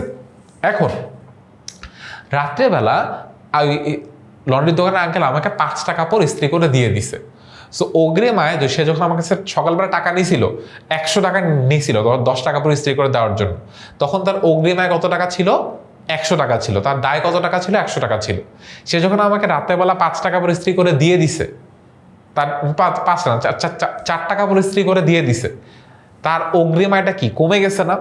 অগ্রিম আয় থেকে তার আয় হিসেবে অর্জিত হয়েছে কত টাকা, 40,000 টাকা। বিকজ সে আমাকে 40 টাকা সেবা অলরেডি কি করে ফেলছে, প্রদান করে ফেলছে, ঠিক আছে, ভালো মতো বুঝো। 40 টাকা সেবা আমাকে কি করে ফেলছে, প্রদান যখন সে করে ফেলছে, তখন অগ্রিম আয় থেকে আয় হিসেবে কি হয়েছে, জিনিসটা অর্জন হয়েছে। তো এটা হওয়ার পর কি হয়েছে, তার আয়টা বৃদ্ধি পাইছে আর দায়টা কি হয়েছে, হ্রাস পাইছে। সো যদি আমার কোনো একটা কোয়েশ্চেনে অনুপার্জিত আয় বা অগ্রিম আয় অর্জিত হয়েছে কোনো একটা অ্যামাউন্ট বলা থাকে, সেটাকে কি করতে হবে, ফার্স্ট অফ অল এই আয়টাকে, মানে এই যতটুকু অর্জিত হবে সেটাকে আয়ের সাথে যোগ করতে হবে, আর একবার আমাদের অনুপার্জিত আয় থেকে সেটাকে কি করতে হবে, বিয়োগ করতে হবে। সো অনুপার্জিত যতটুকু অংশ অর্জিত হয় সেটাকে সেবা আয়ের সাথে কি করতে হয়, যোগ করতে হয়। মানে আমাদের কত ছিল, 28,000 টাকা ছিল, এর অর্ধেক 14,000 টাকা এখানে যোগ করলাম। আর একবার কি করতে হয়, চলতি দায়ের মধ্যে অনুপার্জিত সেবার যে অ্যামাউন্টটা বলা আছে ওখান থেকে অর্জিত পার্টটা কি করতে হবে, বিয়োগ করতে হবে, ঠিক আছে। এরপর খুবই ইন্টারেস্টিং ফ্যাক্ট, আমাদের কুরিন। সো কুরিন জিনিসটাকে আমরা অলরেডি কথা বলছি, দেনাদারের যে অংশটা আমরা আদায় করতে পারবো না সেই অংশটাকে আমরা কি বলি, কুরিন বলি। আর কুরিন সঞ্চিতি জিনিসটা কি, যে আমার দেনাদার আমার টাকা মেরে দিতে পারে, এটা অ্যাজিউম করে যে আমি আলাদা করে একটা ফান্ড ক্রিয়েট করে রাখলাম, সেই ফান্ডটা থেকে আর যাতে ক্ষতি হলে সেখান থেকে ক্ষতিপূরণ করতে পারি, সেই ফান্ডটাকে কি বলা হয়, কুরিন সঞ্চিতি বলা হয়। সো আমাদের অঙ্কতে এভাবে সাধারণত বলা থাকে যে রিয়া মিলের মধ্যে প্রাপ্য হিসাব কুরিন সঞ্চিতি দেওয়া থাকে, আর সমন্বয়ের মধ্যে একটা কুরিন আর একটা কুরিন সঞ্চিতির এমন কি দেওয়া থাকে, কোয়েশ্চেনে বলা থাকে। সো আমরা এইদের মধ্যে 3 জনকে পাবো কোথায়, রেও মিলে, আর 2 জনকে পাবো কোথায়, সমন্বয়ের মধ্যে। নট নেসেসারি একটা অঙ্কে 4 জনই থাকতে হবে বা 5 জনই থাকতে হবে, অঙ্কে 2 জনই থাকতে পারে। সো আমি প্রথমে সবাই থাকতে পারে এরকম একটা এক্সাম্পল দিয়ে আগে আমরা বুঝবো, দেন আস্তে আস্তে করে কাট অফ করতে থাকবো, ঠিক আছে। দেখো, অলওয়েজ মনে রাখবা আমাদের রেওয়া মিলে যে কুরিন আর কুরিন সঞ্চিতির অ্যামাউন্টটা বলা থাকবে, রেওয়া মিলের কুরিন আর কুরিন সঞ্চিতি হচ্ছে পুরাতন কুরিন সঞ্চিতি, আর সমন্বয়ে যে কুরিন আর কুরিন সঞ্চিতি বলা থাকবে সেটা হচ্ছে কি, নতুন কুরিন সঞ্চিতি, ঠিক আছে। এখানে একটাই টুইস্টার পার্টটা হচ্ছে যখন কিনা আমার নতুন কুরিন সঞ্চিতির টাকাটা এরকম পার্সেন্টেজে বলা থাকে বা পার্সেন্টেজ দেওয়া থাকে নির্ণয় করতে বলে, সেক্ষেত্রে আমার নতুন সঞ্চিতি বের করার জন্য সবার আগে যাইতে হয় কার কাছে, দেনাদারের কাছে। সো বেসিক্যালি কুরিন নিয়ে 2টা জায়গায় ক্যালকুলেশন হয়, একটা হচ্ছে বিশদ আয় বিবরণীর পরিচালন ব্যয়, আর একটা হচ্ছে আর্থিক অবস্থার বিবরণীর চলতি সম্পদে। সো যখনই কিনা দেখবা এই নতুন কুরিন সঞ্চিতির টাকা, মানে সমন্বয় যে কুরিন সঞ্চিতির অ্যামাউন্টটা বলা থাকবে সেটা হচ্ছে নতুন কুরিন সঞ্চিতি, এইটা পার্সেন্টেজে বলা আছে। সো এইটা বের করার জন্য তুমি সবার আগে যে কাজটা করবা, চলে যাবা দেনাদারের কাছে।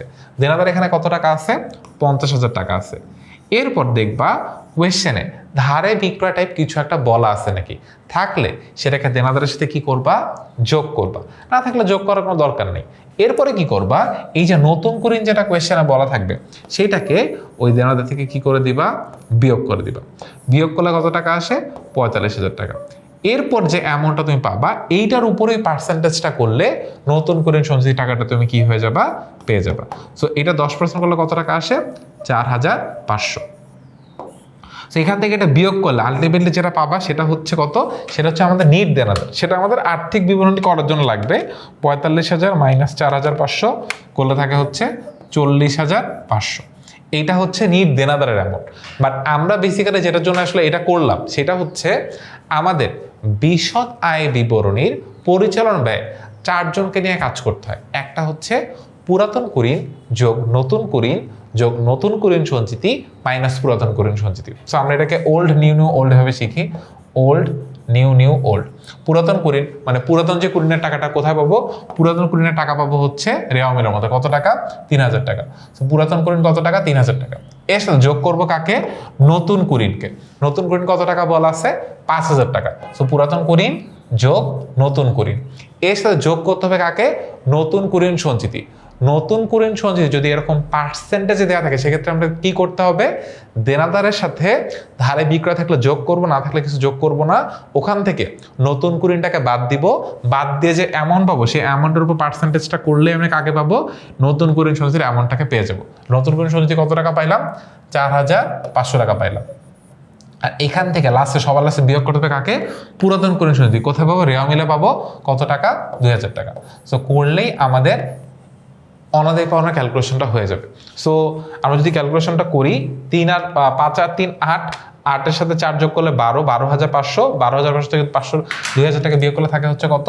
10,500। আমার বিশদ আয় বিবরণীতে টাকা আসবে 10,500, আর আর্থিক বিবরণীতে টাকা, আর্থিক অবস্থা বিবরণীতে টাকা বসবে কত? 40,500। আমরা একটু দেখে আসি। ফার্স্টে কাজ কি? পরিচালন ব্যয়ের মধ্যে কুরিন কত টাকা? 3000 টাকা। এসে নতুন কুরিন যোগ করছে কত হাজার টাকা? 5000 টাকা। যোগ করতে হবে নতুন কুরিন সঞ্চিতি কত হাজার টাকা? 4,500 টাকা। কেমনে পাইলাম? ওই দেনাদার থেকে নতুন কুরিনটাকে বাদ দিছি, তারপরে যে অ্যামাউন্টটা ছিল তার উপর 10% করে আমরা 4,500 টাকা পাইছি। আর সবশেষে বাদ দিতে হবে কাকে? পুরাতন কুরিন সঞ্চিতিকে। কত টাকা? 2000 টাকা। বাদ দিয়ে কত টাকা থাকতে? 10,500 টাকা। ঠিক আছে, এটা গেল আমার বিশদ আয় বিবরণী ক্যালকুলেশন। আর আর্থিক অবস্থার বিবরণীতে সবার আগে থাকবে দেনাদার, চলতি সম্পদ দেনাদার, এর থেকে নতুন কুরিন বাদ, এর থেকে নতুন কুরিন সঞ্চিতি বাদ। ঠিক আছে, কত টাকা আসে? 40,500 টাকা। এই কোয়েশ্চেনটা আর একটা ভাবে যেভাবে ঘুরায় দিতে পারে তোমাকে, সেটা যদি আমি একটু এখান থেকে দেখাই, সেই কাজটা হচ্ছে যে অনেক সময় এইখানে আমাকে কোয়েশ্চেনে একটু ঘুরায় পেঁচায় কোয়েশ্চেনটা করতে পারে। এই যে নতুন দেনাদার, এই দেনাদার এত টাকা আদায়যোগ্য না, এটা তো নতুন কুরিন। এইটা এভাবেও বলতে পারে যে কোয়েশ্চেনে মনে করে এই লাইনটা দেয়া নাই, এতটুকু বলছে আমার মানে রেওয়া মিলের মধ্যে প্রাপ্য হিসাব কুরিন সঞ্চিতি বলা আছে, আর সমন্বয়ের মধ্যে বলছে হচ্ছে মোট কুরিন কত হাজার টাকা? দাঁড়াও, মোট কুরিন হচ্ছে 8,000 টাকা। তোমাকে মনে করো সমন্বয় বলছে মোট কুরিন 8,000 টাকা, এটা তোমাকে সমন্বয় বলা আছে। আর অবশ্যই দেনাদারের উপর 10% কুরিন সঞ্চিতি রাখতে হবে, এই লাইনটা পরে বলছে। যখন টাকা দেখবে যদি মোট কুরিন বলা আছে আর কোয়েশ্চেনে কোনো কুরিনের অ্যামাউন্ট বলা আছে কিনা, মোট কুরিন 8,000 টাকা বলছে আর কোয়েশ্চেনে পুরাতন কুরিন বলা আছে কত হাজার টাকা? 3,000 টাকা। আমি যদি 8,000 টাকা থেকে 3,000 টাকা বিয়োগ করি তাহলে আমি নতুন কুরিন পাবো কত হাজার টাকা? 5,000 টাকা। কোয়েশ্চেন যদি ঘুরায় দেয় তখন আমার কি করতে পারে, এবারে কিভাবে করতে পারে সেটা তোমাদেরকে আমি কি করলাম? শিখাই দিলাম। ঠিক আছে, এবার আরো দুটা ভ্যারিয়েশন শিখবো, খুব মজার ভ্যারিয়েশন। একটা হচ্ছে মানে আমাকে এখানে তাকায় দেখো, আমার এই কোয়েশ্চেনের মধ্যে রেওয়া মিলে কি আছে? প্রাপ্য হিসাব। রেওয়া মিলে কি আছে? অনাদায়ী পাওনা সঞ্চিতি। রেওয়া মিলে কিন্তু কোনো কুরিন নাই, এখানে রেওয়া মিলে জাস্ট কি আছে? অনাদায়ী পাওনা সঞ্চিতি আছে। তাহলে এই সঞ্চিতি কি? পুরাতন সঞ্চিতি। এবার আমি সমন্বয় আসি, সমন্বয়ের মধ্যেও কিন্তু কোনো কুরিন নেই, জাস্ট কি আছে? অনাদায়ী পাওনা সঞ্চিতি। কত টাকা উন্নীত করতে? 5,000 টাকায় উন্নীত করতে হবে। মানে আমার এই অঙ্কে কুরিন এক্সিস্টই করে না, জাস্ট দুইটা কুরিন সঞ্চিতি আছে। মানে আমাদের যে 4 জনকে নাম আমরা শিখছি, অন আর একটা নো, ওতে ওল্ড কুরিন যোগ নিউ কুরিন যোগ নিউ কুরিন সঞ্চিতি মাইনাস পুরাতন কুরিন সঞ্চিতি। এখানে ওল্ড কুরিনও নাই, নিউ কুরিন নেই, জাস্ট এই দুইজন আছে, নতুন কুরিন সঞ্চিতি মাইনাস পুরাতন কুরিন সঞ্চিতি। পুরাতন কুরিন সঞ্চিতি কত টাকা? 3,000 টাকা। এটা নিয়ে তো কোনো সন্দেহ নেই, যেটা আমার রেওয়া মিলে বলা আছে। কোয়েশ্চেন হচ্ছে নতুন কুরিন সঞ্চিতি কত টাকা হবে।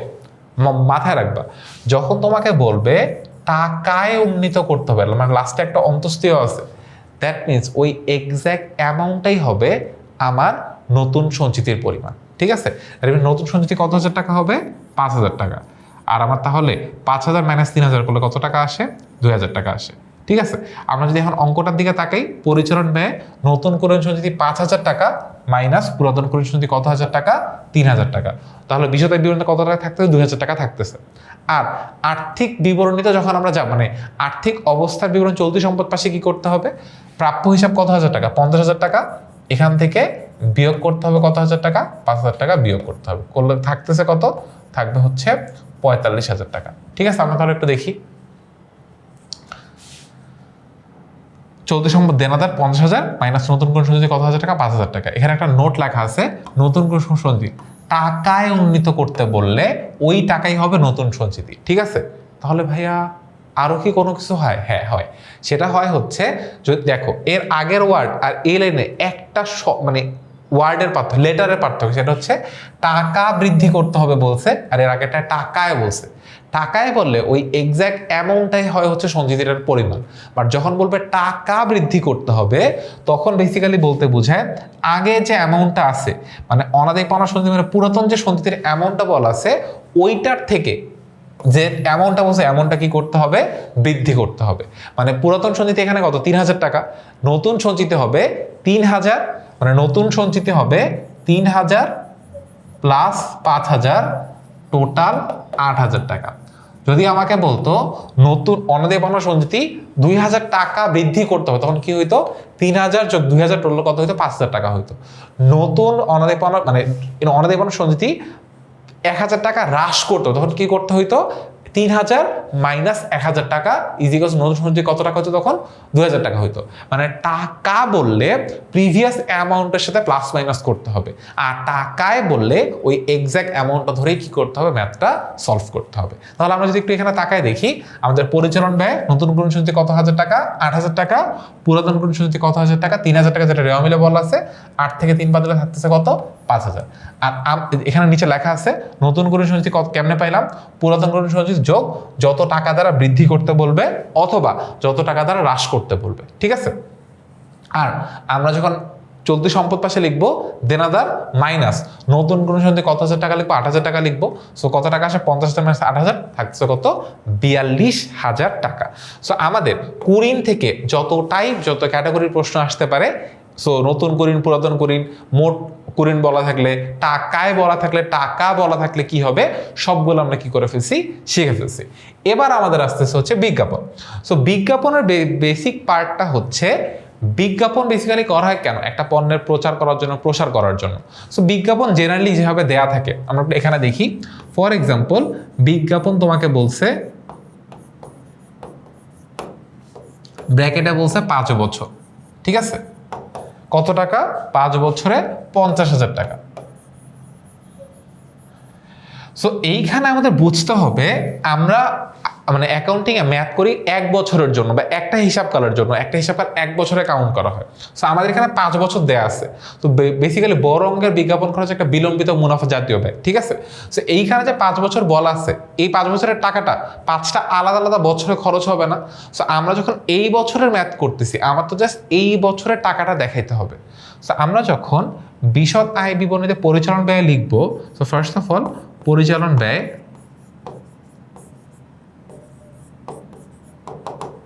এখানে বিজ্ঞাপন লিখলাম, ঠিক আছে? বিজ্ঞাপন কত টাকা?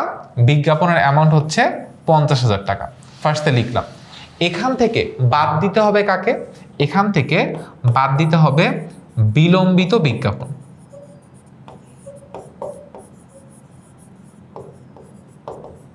আচ্ছা, বিলম্বিত বিজ্ঞাপনে কত টাকা আসে?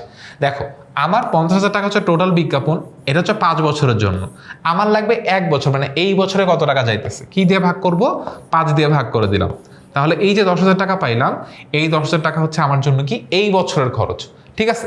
মানে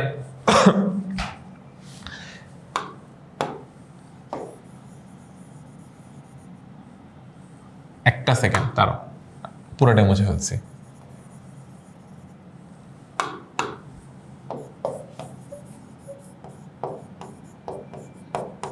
ঠিক আছে, বিজ্ঞাপন মাইনাস কি হচ্ছে আমাদের?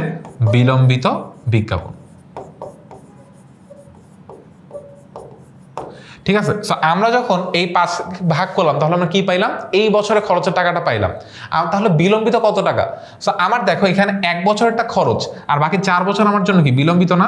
তাহলে 4 দিয়ে গুণ করে তাহলে আমরা কি কত পাবো? 40,000 টাকা পাইলাম। তাহলে আমার এখানে বিলম্বিত বিজ্ঞাপন কত হাজার টাকা বসবে? 40,000 টাকা। যদি বিয়োগ করি তাহলে আমার এইখানে বিজ্ঞাপন খরচের অ্যামাউন্টটা আমি কি পেয়ে যাব? এখানে পেয়ে যাব। সো আমাকে যদি কোনো একটা কোয়েশ্চেন এরকম বিজ্ঞাপন 5 বছর বলে দেয়, 4 বছর বলে দেয়, সো 1 বছরে যে টাকাটা সেটা আমার জন্য কি হবে? বিজ্ঞাপন খরচের মধ্যে আসবে। আর বিলম্বিত বিজ্ঞাপনের মধ্যে কত টাকা থাকতেছে? ওই একটা পার্টিকুলার বছর বাদে যতগুলো বছর থাকতেছে ওইটার অ্যামাউন্টটা গুণ করলে যে টাকাটা থাকে সেটাই হচ্ছে এখানে বিলম্বিত বিজ্ঞাপন নামে বসবে। ফর এক্সাম্পল, এখানে বিজ্ঞাপন 10 বছর বলা থাকলো, ঠিক আছে, 10 বছরে 1 লাখ টাকা বলা আছে, তখন আমাদের কি করতে হবে, তখন আমরা এই 1 লাখকে 10 দিয়ে ভাগ করে দিব, ভাগ করলে কত টাকা আসে, 1 বছরের জন্য 10,000 টাকা থাকতেছে। আর 9 বছর তখন আমার জন্য কি হবে, বিলম্বিত বিজ্ঞাপন।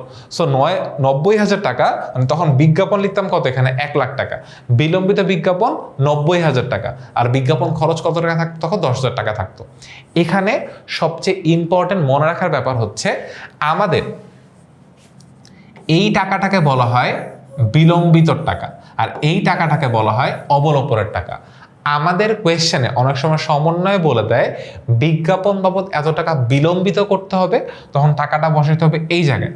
আর আমাকে যদি কোয়েশ্চেনে বলে দেয় বিজ্ঞাপন বাবদ এত টাকা অবলোপন করতে হবে, তখন টাকাটা বসবে কোথায়, এইখানে। ঠিক আছে, এইভাবে আমাদের মাথাটা খাটায় অঙ্কটা করতে হবে। এবার আমরা আসি একটু ডিফিকাল্ট লেভেল ম্যাথে।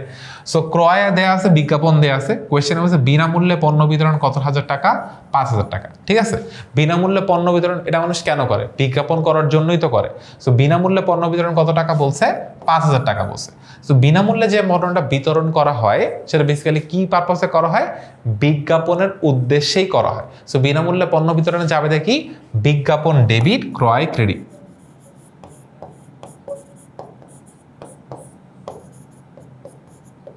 ঠিক আছে, বিজ্ঞাপন ডেবিট, আরটা কি, ক্রয় ক্রেডিট। সো বিজ্ঞাপন যেহেতু খরচ ডেবিট দিকে বসে, খরচ বৃদ্ধি পাইছে, বাট ক্রয় যখন ক্রেডিট দিকে বসে তখন সেটাকে কি বোঝায়, ব্যয় হ্রাস পাওয়া বোঝায়। সো এইটাকে আমাদের কি করতে হবে, বিজ্ঞাপনের সাথে যোগ করতে হবে, কিন্তু ক্রয় থেকে কি করতে হবে, বিয়োগ করতে হবে। সো আমরা এই বিনামূল্যে পণ্য বিতরণ করলে কি করব, বিশদ আয় বিবরণীর মধ্যে বিক্রিত পণ্যের ব্যয় একবার বিনামূল্যে পণ্য বিতরণ ক্রয় থেকে বিয়োগ করব, আর একবার এইটা বিজ্ঞাপন খরচের সাথে কি করে দিব, যোগ করে দিব। আমরা একটু দেখি, বিক্রিত পণ্যের ব্যয় ক্রয় থেকে বিনামূল্যে পণ্য বিতরণ বিয়োগ করা হয়েছে, তার কারণ যাবে করলে বিজ্ঞাপন ডেবিট ক্রয় ক্রেডিট দিকে থাকে, মানে ক্রয় ব্যয় হ্রাস পাওয়া বোঝায়। আর একটা হচ্ছে বিজ্ঞাপনের সাথে বিনামূল্যে পণ্য বিতরণ, এটা কি করে দিছে, যোগ করে দিচ্ছে, বিকজ এটা বিজ্ঞাপন খরচকে কি করে ফেলছে, বাড়ায় ফেলছে বা বৃদ্ধি করে ফেলছে। ঠিক আছে, ওকে। এরপরে বিনামূল্যে পণ্য বিতরণ করছে প্লাস বিজ্ঞাপনের এত 3/1 অংশ কি করতে হবে, বিলম্বিত করতে হবে। সো আমরা যদি যোগ করি আমাদের টোটাল বিজ্ঞাপন খরচ কত টাকা, এখন 15,000 টাকা। ঠিক আছে, সো 15,000 টাকা 3/1 অংশ কি করতে হবে, বিলম্বিত করতে হবে। 3 দিয়ে ভাগ করে দিই, তাহলে কত টাকা থাকে আমার বিলম্বিতর মধ্যে, 5,000 টাকা থাকে। তাহলে আমাদের ফার্স্ট অফ অল বিজ্ঞাপনের মধ্যে টাকাটা বসাইতে হবে। সো আমরা আগে নর্মালি এতটুকু পার্ট দেখি, এতটুকুর জন্য কি করতে হবে, একবার ক্রয় থেকে বিয়োগ করতে হবে, একবার বিজ্ঞাপনের সাথে কি করতে হবে, যোগ করতে হবে। তারপর বিজ্ঞাপনের সাথে যোগ করে আমরা কত টাকা পাবো, 15,000, ওইটার 3/1 অংশ কি করতে বলছে, বিলম্বিত করতে বলছে। দ্যাট মিনস হচ্ছে 15,000 টাকা থেকে 5,000 টাকা কি করতে হবে, বিয়োগ করতে হবে। সো আমরা যদি যাই, আগে ক্রয় থেকে বিনামূল্যে পণ্য বিতরণ বিয়োগ করছে 5,000 টাকা, অ্যাজ ইট ইজ লিখছে, আর পরিচালন ব্যয় বিজ্ঞাপনের সাথে বিনামূল্যে পণ্য বিতরণ যোগ করছে, কত টাকা, 15,000 টাকা পাইছে। এখান থেকে বিলম্বিত টাকাটা কি করছে, বিয়োগ করছে। টাকাটা কই পাইলো, বিকজ বলছে 3/1 অংশ, এটাতে 3 দিয়ে ভাগ করলে 1 দিয়ে গুণ করলে কত আসে, 5,000 টাকা আসে। বিয়োগ করে যে অ্যামাউন্টটা পাইছে, এই অ্যামাউন্টটা হচ্ছে কি, বিজ্ঞাপন পদ অবলোপন। আমাকে যদি প্রশ্ন করা হয় এইখানে বিজ্ঞাপন পদ কতটুকু বিলম্বিত হয়েছে, অ্যান্সার কি 5,000 টাকা। যদি জিজ্ঞাসা করে বিজ্ঞাপন পদ কতটুকু অবলোপন হয়েছে, অবলোপন হয়েছে কত হাজার টাকা, 10,000 টাকা। ঠিক আছে, ওকে। পরের অঙ্কটা এই অবলোপন নিয়ে। আর এখানে আরেকটা জিনিস, এটা চলতি সম্পদের মধ্যে আসবে না, এটা আসবে কোথায়, অলিক সম্পদের মধ্যে। ঠিক আছে, বিলম্বিত বিজ্ঞাপন কোথায় আসবে, অলিক সম্পদের মধ্যে আসবে। পরেরটাতে একটা জিনিস চেঞ্জ করা হয়েছে, আমাকে বলছে বিজ্ঞাপন এত অংশ অবলোপন করতে হবে। সো এইটার ক্যালকুলেশন আমরা দুইভাবে করতে পারি। একটা ভাবে হচ্ছে যে আমরা এইখানে অবলোপনের টাকাটা বসায় দেন এখান থেকে এই টাকাটা ডিফারেন্স করে বের করতে পারি। আর একটা হচ্ছে আমরা যেভাবে করতে পারি সেটা হচ্ছে আমাদের বুঝে নিতে হবে, যদি 3/1 অংশ বিলম্বিত মানে অবলোপন করতে বলে তাহলে বিলম্বিত কতটুকু, মানে আমার টোটাল তো 3 ভাগ। ঠিক আছে, 3 ভাগের মধ্যে 3/1 ভাগ করতে বলছে কি অবলোপন, তাহলে বাকি অংশটুকু অবশ্যই বিলম্বিত। দ্যাট মিনস কি 3/2 অংশ কি করতে হবে, বিলম্বিত করতে হবে। আমরা ওইভাবেও কি করতে পারি, ক্যালকুলেশনটা করে ফেলতে পারি। তো আমরা যেটা করতে পারি যে বিলম্বিত টাকাটা কেমনে বের করতে পারি, যে একবার তো এইটা দেখে বের করতে পারি, অথবা ব্যাক ক্যালকুলেশন করে মানে বিলম্বিত টাকাটা ক্যালকুলেশন করতে পারি। সো আমাকে এখানে বলছে এত অংশ অবলোপন করতে হবে, এত অংশ কি করতে হবে, অবলোপন করতে হবে। তাহলে বিলম্বিত অংশ কতটুকু, জাস্ট অপোজিট অংশটুকু। আমরা ওইভাবে করতে পারি, অথবা আমরা যেভাবে করতে পারি সেটা হচ্ছে এইখানে অবলোপনের টাকাটা বসায়, দেন এখান থেকে এই ঘরে ডিফারেন্সটা বের করে আমরা বিলম্বিত টাকাটা কি করতে পারি, ক্যালকুলেশন করতে পারি। ঠিক আছে, যেমন এখানে আমাদের কত আসছে 15,000, এখান থেকে বিয়োগ করছে কত হাজার টাকা, 10,000 টাকা। এটা হচ্ছে বিলম্বিত টাকা, ওটা হচ্ছে অবলোপনের টাকা। এই বিলম্বিত টাকাটা আরেকবার কোথায় আসবে, আমাদের অলিক সম্পদের মধ্যে আসবে। ঠিক আছে, ওকে। সো এই গেল আমাদের বিজ্ঞাপন পার্টের সমাপ্তি। এরপরে আমাদের আর্থিক অবস্থার মূল্যায়ন পার্ট। সো মূল্যায়ন পার্টের মধ্যে মুনাফার হারের দক্ষতা। সো এখানে খুবই ইম্পর্টেন্ট একটা কনসেপ্ট আছে। কনসেপ্টটা হচ্ছে যে আমরা যে আর্থিক বিবরণী করলাম, আর্থিক বিবরণী করলেই কিন্তু আমাদের সবকিছু জানা হয়ে যায় না, সবকিছু বোঝা হয়ে যায় না। ঠিক আছে, কারণ এরপরও মানে ব্যবসার অ্যাকচুয়াল অবস্থা জানার জন্য কিছু অনুপাত নির্ণয় করতে হয়। মোট মুনাফা অনুপাত, নিট মুনাফা অনুপাত, এবং এগুলোর উপর বেসিস করে দেখতে হয় আমার ব্যবসার অ্যাকচুয়াল অবস্থা কি। সো এই অনুপাতগুলোর ক্ষেত্রে যে সূত্রগুলো আমাদের মনে রাখতে হবে, ফার্স্ট অফ অল আমাদের থাকতেছে কি, আমরা যদি একদম ডিরেক্ট সূত্রে চলে যাই, সূত্রের মধ্যে থাকতেছে হচ্ছে আমাদের নিট মুনাফা অনুপাত। সো নিট মুনাফা অনুপাতের সূত্র কি, নিট মুনাফা ডিভাইডেড বাই নিট বিক্রয়। যদি আমাকে জিজ্ঞাসা করে মোট মুনাফা অনুপাতের সূত্র কি, মোট মুনাফা ডিভাইডেড বাই নিট বিক্রয়। এরপরে থাকতেছে হচ্ছে আমাদের বিনিয়োজিত মূলধনের উপর মুনাফার হার। সো এরা সূত্র কি, বিনিয়োজিত মূলধনের উপর নিট মুনাফা। ঠিক আছে, উপরে নিট মুনাফা ডিভাইডেড বাই বিনিয়োজিত মূলধন। বিনিয়োজিত মূলধনের সূত্র কি, মোট সম্পত্তি মাইনাস কি থাকতেছে, চলতি দায়। ঠিক আছে, ওকে। এরপরে আমাদের চলতি দায় পরিশোধের ক্ষমতা, খুবই ইম্পর্টেন্ট অনুপাত। একটা হচ্ছে চলতি অনুপাত, মানে এইখান দিয়ে বোঝা যে আমাদের ব্যবসার সম্পদ আর দায়ের অনুপাতটা অ্যাকচুয়ালি কোন অবস্থায় আছে, মানে 1 টাকা সম্পদের জন্য কত টাকা দায় আমার ব্যবসা প্রতিষ্ঠানে অবশিষ্ট আছে। আর একটা অনুপাত হচ্ছে আমাদের তারল্য অনুপাত। চলতি অনুপাতে থেকে তারল্য অনুপাতের ডিফারেন্স হচ্ছে, তারল্য অনুপাতে চলতি সম্পদ থেকে মজুদ পণ্যর অগ্রিম খরচকে কি করা হয়, বিয়োগ করে দেখানো হয়। মানে এখানে ক্যাশ কনভার্সন কতটুকু, মানে ক্যাশ টাকা মানে কতটুকু অবস্থায় আছে, ওইটার ভিত্তিতে কি করা হয়, মানে ক্যালকুলেশনটা করা হয়। এখান থেকে ইম্পর্টেন্ট এমসিকিউর জন্য যে পার্ট আছে সেটা হচ্ছে এই পেজে, সে তোমাদের 2টা অনুপাত, এখান থেকে খুবই সুন্দর এমসিকিউ প্রশ্ন আসতে পারে। একটা চলতি অনুপাতের আদর্শ মান কত, আর একটা হচ্ছে তারল্য অনুপাতের আদর্শ মান কত। ঠিক আছে, এই গেল আমাদের ওভারঅল এই চ্যাপ্টারের অনেক কিছু বোঝা হয়ে গেছে। এখন আমরা জাস্ট একটা কোয়েশ্চেন দেখব। এই কোয়েশ্চেন আমরা সলভ করতে যাবো, ব্যাপারটা এরকম না। আমরা এতক্ষণ যা শিখলাম ওইটার রিফ্লেকশন কতটুকু আছে একটা কোয়েশ্চেনে, আমরা সেই পার্টটা দেখব।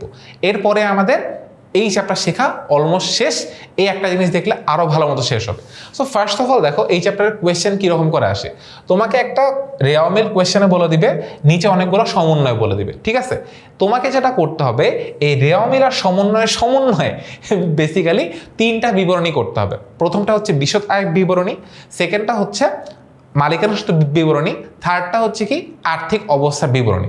তুমি চাইলে আর্থিক অবস্থার বিবরণীর মধ্যে মালিকানা সূত্র একসাথেই করতে পারো, কোনো সমস্যা নেই। ঠিক আছে, সো তুমি যেভাবে করতে চাও বা করতে পারো সেটা তোমার উপরে। বাট আমি যে এতক্ষণ শিখাইলাম ওখান থেকে তুমি কোন কোন নলেজ অ্যাপ্লাই করে দেখবা বা করবা সেটা একটু দেখাই দিই। তো তুমি যদি না জানো, ক্রয় বিকৃত পণ্যের ব্যয় বসে, বিক্রয় সবার উপরে বসে, মজুদ পণ্য বিকৃত পণ্যের ব্যয় বসে, ফেরতের টাকাটা ক্রয় ফেরত ক্রয় থেকে বাদ দিতে হয়, বিক্রয় ফেরত বিক্রয় থেকে বাদ দিতে হয়। তারপর আয়কর কোথায় বসে, আয়কর উত্তোলনে বসে, দ্যাট মিনস মালিকানা সূত্র বিবরণীর মধ্যে বসে। বহি পরিবহন, আমরা কি জানতাম, ক্রয় পরিবহন বসে বিকৃত পণ্যের ব্যয়ে, বহি পরিবহন বসে কোথায়, আমাদের পরিচালন ব্যয়ের মধ্যে। মজুরি বিকৃত পণ্যের ব্যয়ের মধ্যে, আমদানি শুল্ক বিকৃত পণ্যের ব্যয়ের মধ্যে, দেনাদার চলতি সম্পদ।